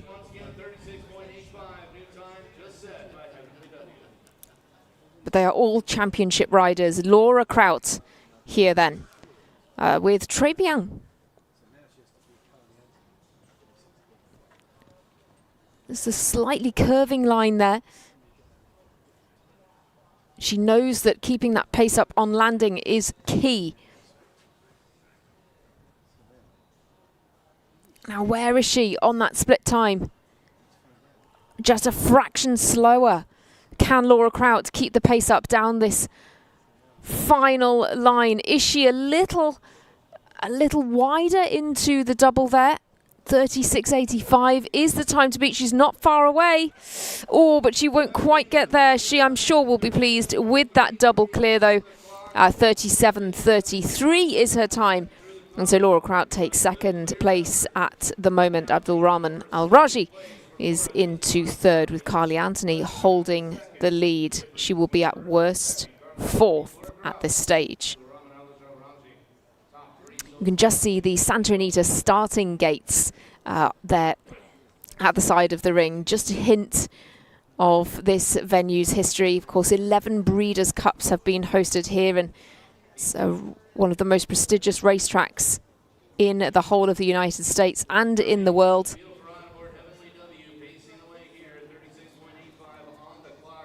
First time show jumping has been held here since the 1984 Olympic Games. Well, our next competitor is Jessica Springsteen with Naomi van Het Kaiserhof. This combination were your winners last night. Jessica said that Naomi was a very naturally quick horse.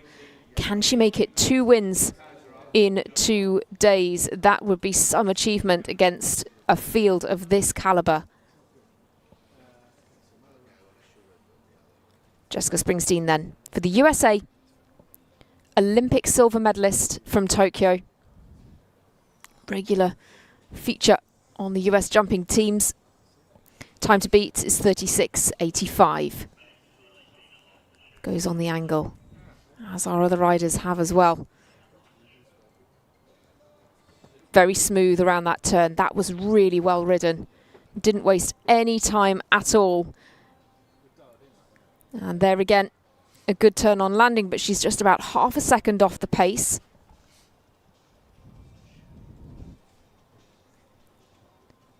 Goes on the angle through the double as well. 36.85 to beat. She's, oh, again, a big shot at the last, but 37.26. Very, very close indeed in this competition.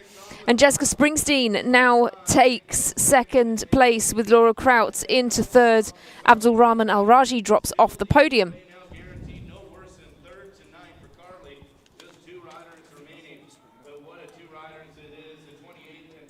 And so Carly Anthony remains in the lead.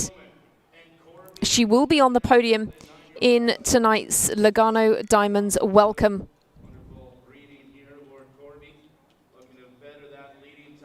Still, that leading time is 36.85. But if anybody can give that a shot, it is this man, Daniel Blumen, another Olympian. And he's finished in the top 10 in all 3 North American League World Cup legs so far this year. Corby VV, a 9-year-old. Very quick across the ground. Now he needs to keep this line very smooth. That's been an influential fence in round 1. This looks good. Lands and keeps that momentum. He's still a little off the pace, but it's fractions of a second. These riders are nearly matching each other. He's now got to gallop to the final fence. How much dare he push it? Took a bit of a pull. Yeah, I knew he was a little bit close and took that pull. So 4 is going to be his score. And 37.01 on the clock. Couldn't take the stride out.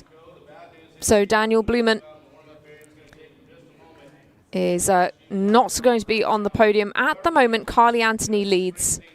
Jessica Springsteen is in second place and Laura Kraut is in third. We have 1 rider still to go. It is Lily Keenan.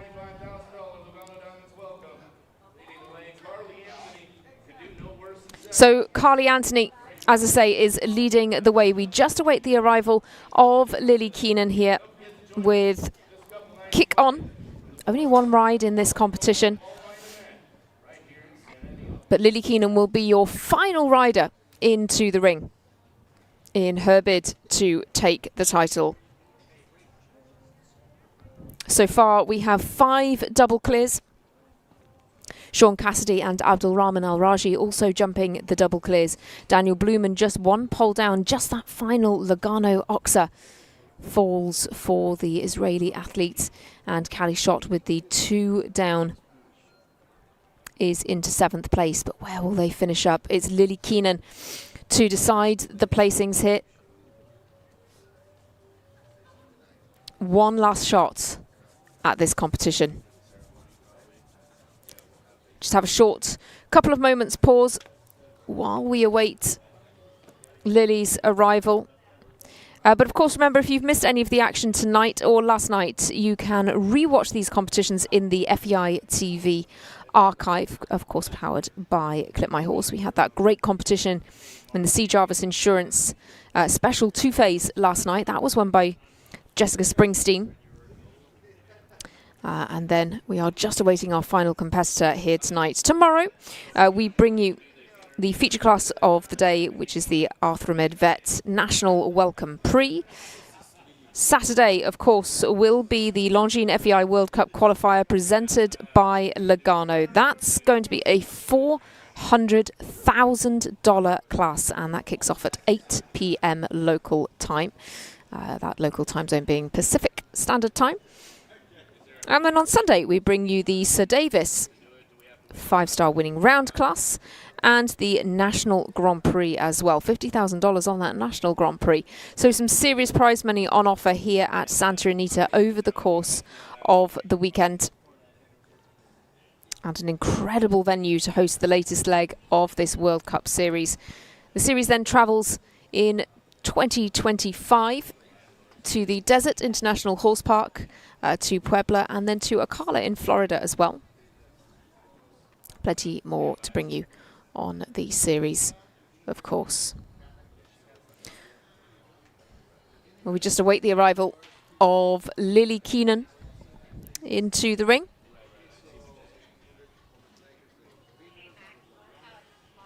We hear that she will be on her way imminently in this competition. The time that she has to beat is 36.85 seconds. She's won a 5-star Grand Prix with this horse already this year. Carly Anthony leads the way. But will she be first or second?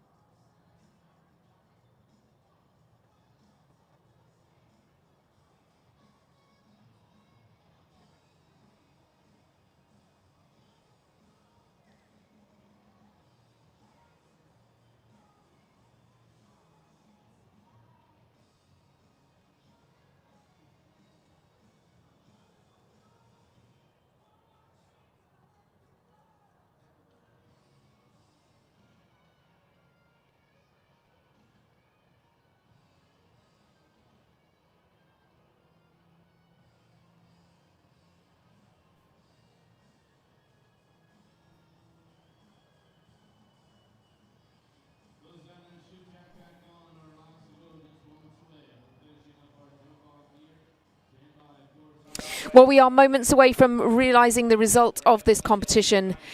74 came forward in round one. 8 came forward into the jump-off, jumping clear in that first round. 1 rider remains to jump. It will be the USA's Lily Keenan. And Carly Anthony leads the way.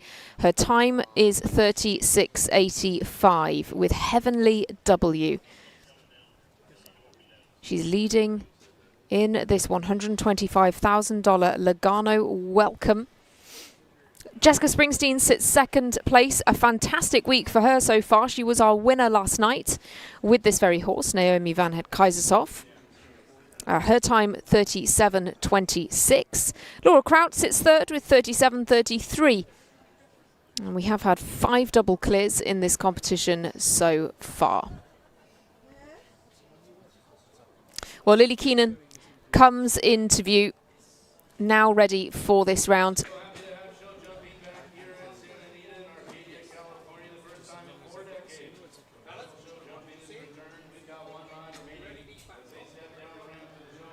In she comes then, it's Lily Keenan with Kick On, the horse with whom she won the 5-star Major League Show Jumping Grand Prix of Toronto this summer.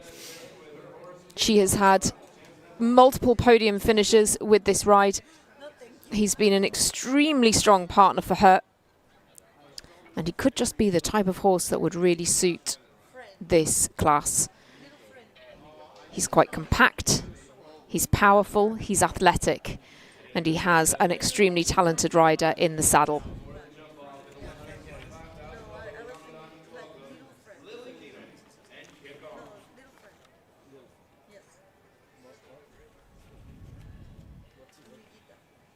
Lily Keenan then, 32nd in the world, is your final competitor with Kick On. Great shot at that second fence. This looks very, very fast indeed.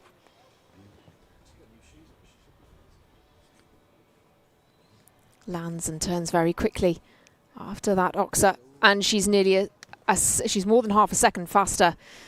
This is looking really, really good. This horse just gets better and better for Lily Keenan. She's got the final fence to go. 36.85 is the time to beat. Sails the last, and 35.91.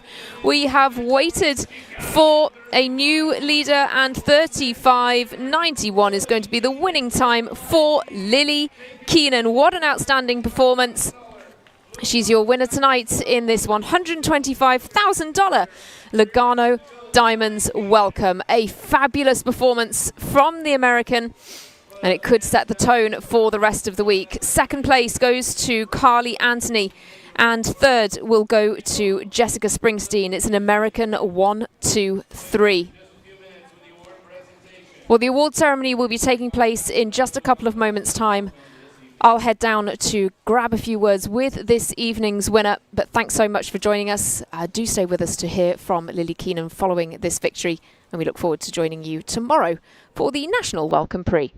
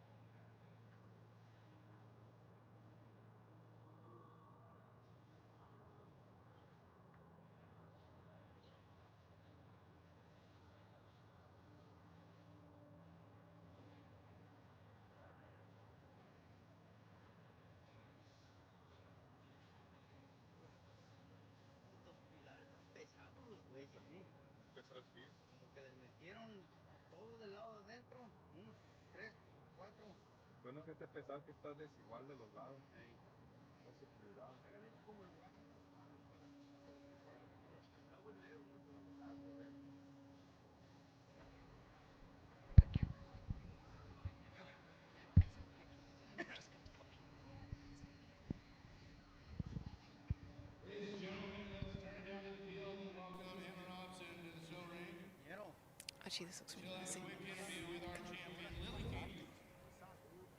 Well, Lily, congratulations. What an amazing round. You took nearly a second off that time. Where do you think you managed to clinch that?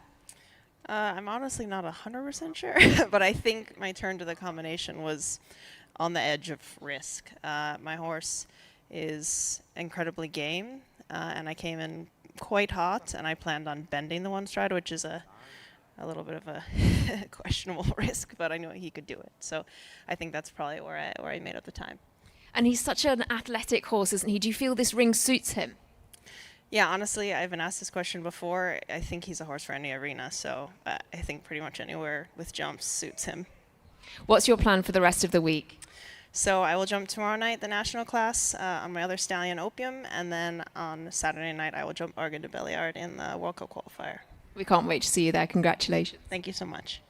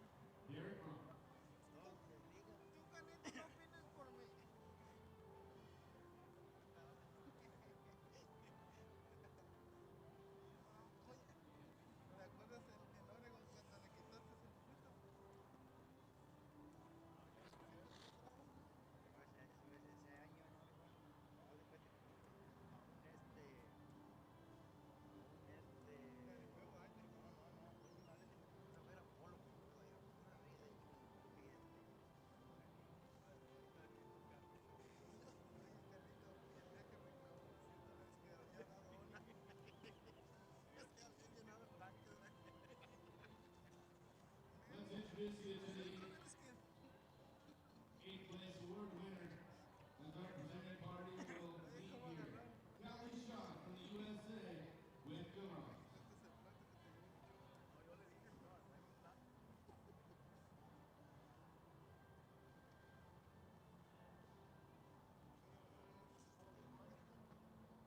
Of course, welcoming Kelly Shaw and Mark Richardson representing the Longines Racing.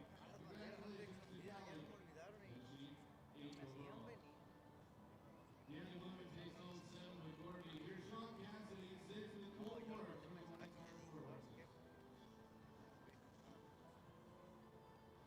A 5th place finish for Santiago and Aldo Ramanashi from the Kingdom of Saudi Arabia. Pero quieres, vámonos. Laura Crown will take home 4th with Brittany NZ. Danny Women's out there finished 7th with Courtney DD. A 3rd place finisher, Jessica Springsteen with Naomi Bennett Kaiseroff.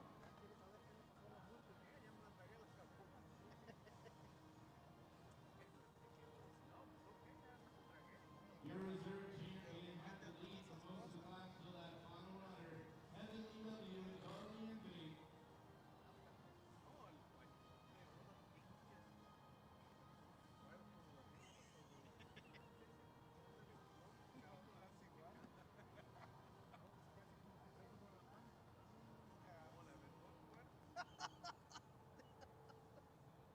Ladies and gentlemen, coming down to the photo booth area with the flowers on, kick on. Here's Billy Lee joining us in the ring.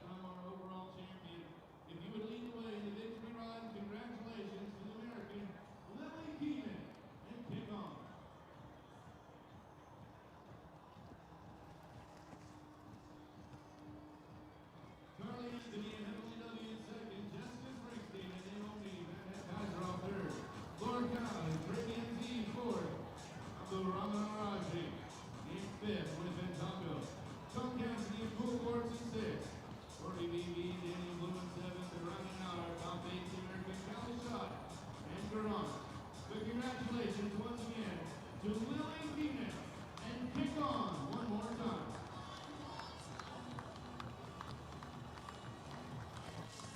fist bump here going out to the winners of the Fist Bump Award, sponsored by Morningstar Sport Horses, presented at the end of the week. The best fist bump. Congratulations, Lugano. Kick on.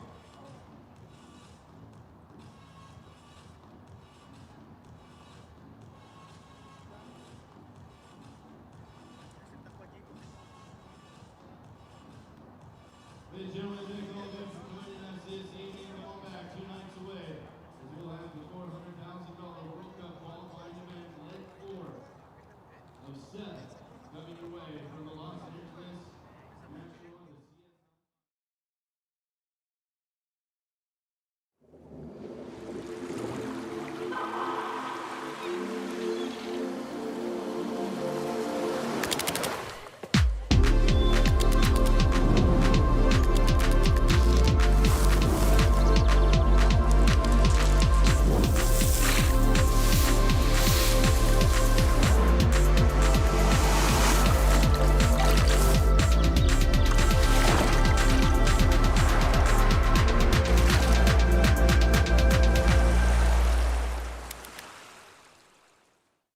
Equestrian Services International, your one-stop shop for all your equestrian needs.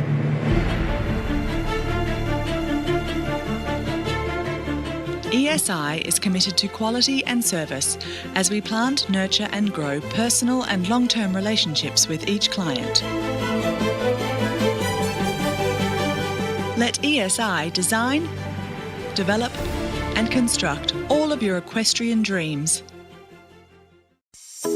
Hi, my name is Hannah Kleindienst, and I'm the owner and founder of Equestrian Closet. We provide an online marketplace designed for equestrians to buy, sell, and share the equestrian lifestyle. Whether you are looking for a gently used show coat or looking to purge your closet and start new, Equestrian Closet is here for you. At Horseflight, we have carefully put together a team of professionals to be there for our horses and clients. We are horsemen and horsewomen first, so it's easy for us to treat your horse like our own. We take pride in providing the best customer service in the industry. Once you get to know our team, you'll see that it makes a difference. When you're ready to get your horse home, visit us at horseflight.com. I'm an athlete, but I don't play with sticks or balls. My equipment breathes. It has a heart and a mind of its own. My equipment has good days and not so good days, and it's my job to be okay with both. Because my equipment works with me, not for me. In the saddle, our hearts sync and we become one. My equipment is my best friend. I'd do anything for my best friend. Ask your veterinarian about Arthromed Vet for joint health. Grayson Jockey Club Research Foundation was formed in 1940 with a simple goal: to raise funds for research to enhance the health and soundness of horses. Since then, we've provided millions of dollars to hundreds of projects at universities around the world, leading to major advances in welfare. Our process of selecting and producing peer-reviewed research has become the trusted industry standard. And with your help, we'll be here for many years to come, supporting the health and wellness of all horses.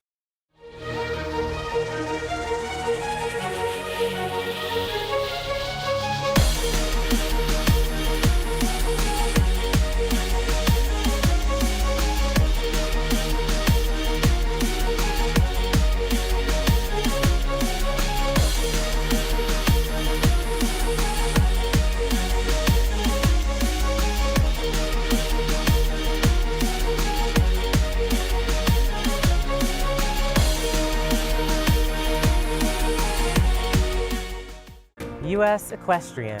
Thousands of equestrians have united To watch, to learn, To experience, to compete. In the pursuit of fairness, safety, welfare, and joy. From the grassroots to the Olympic Games. each with personal goals but all united together for the joy of horse sports. Ride united. Ride with US Equestrian.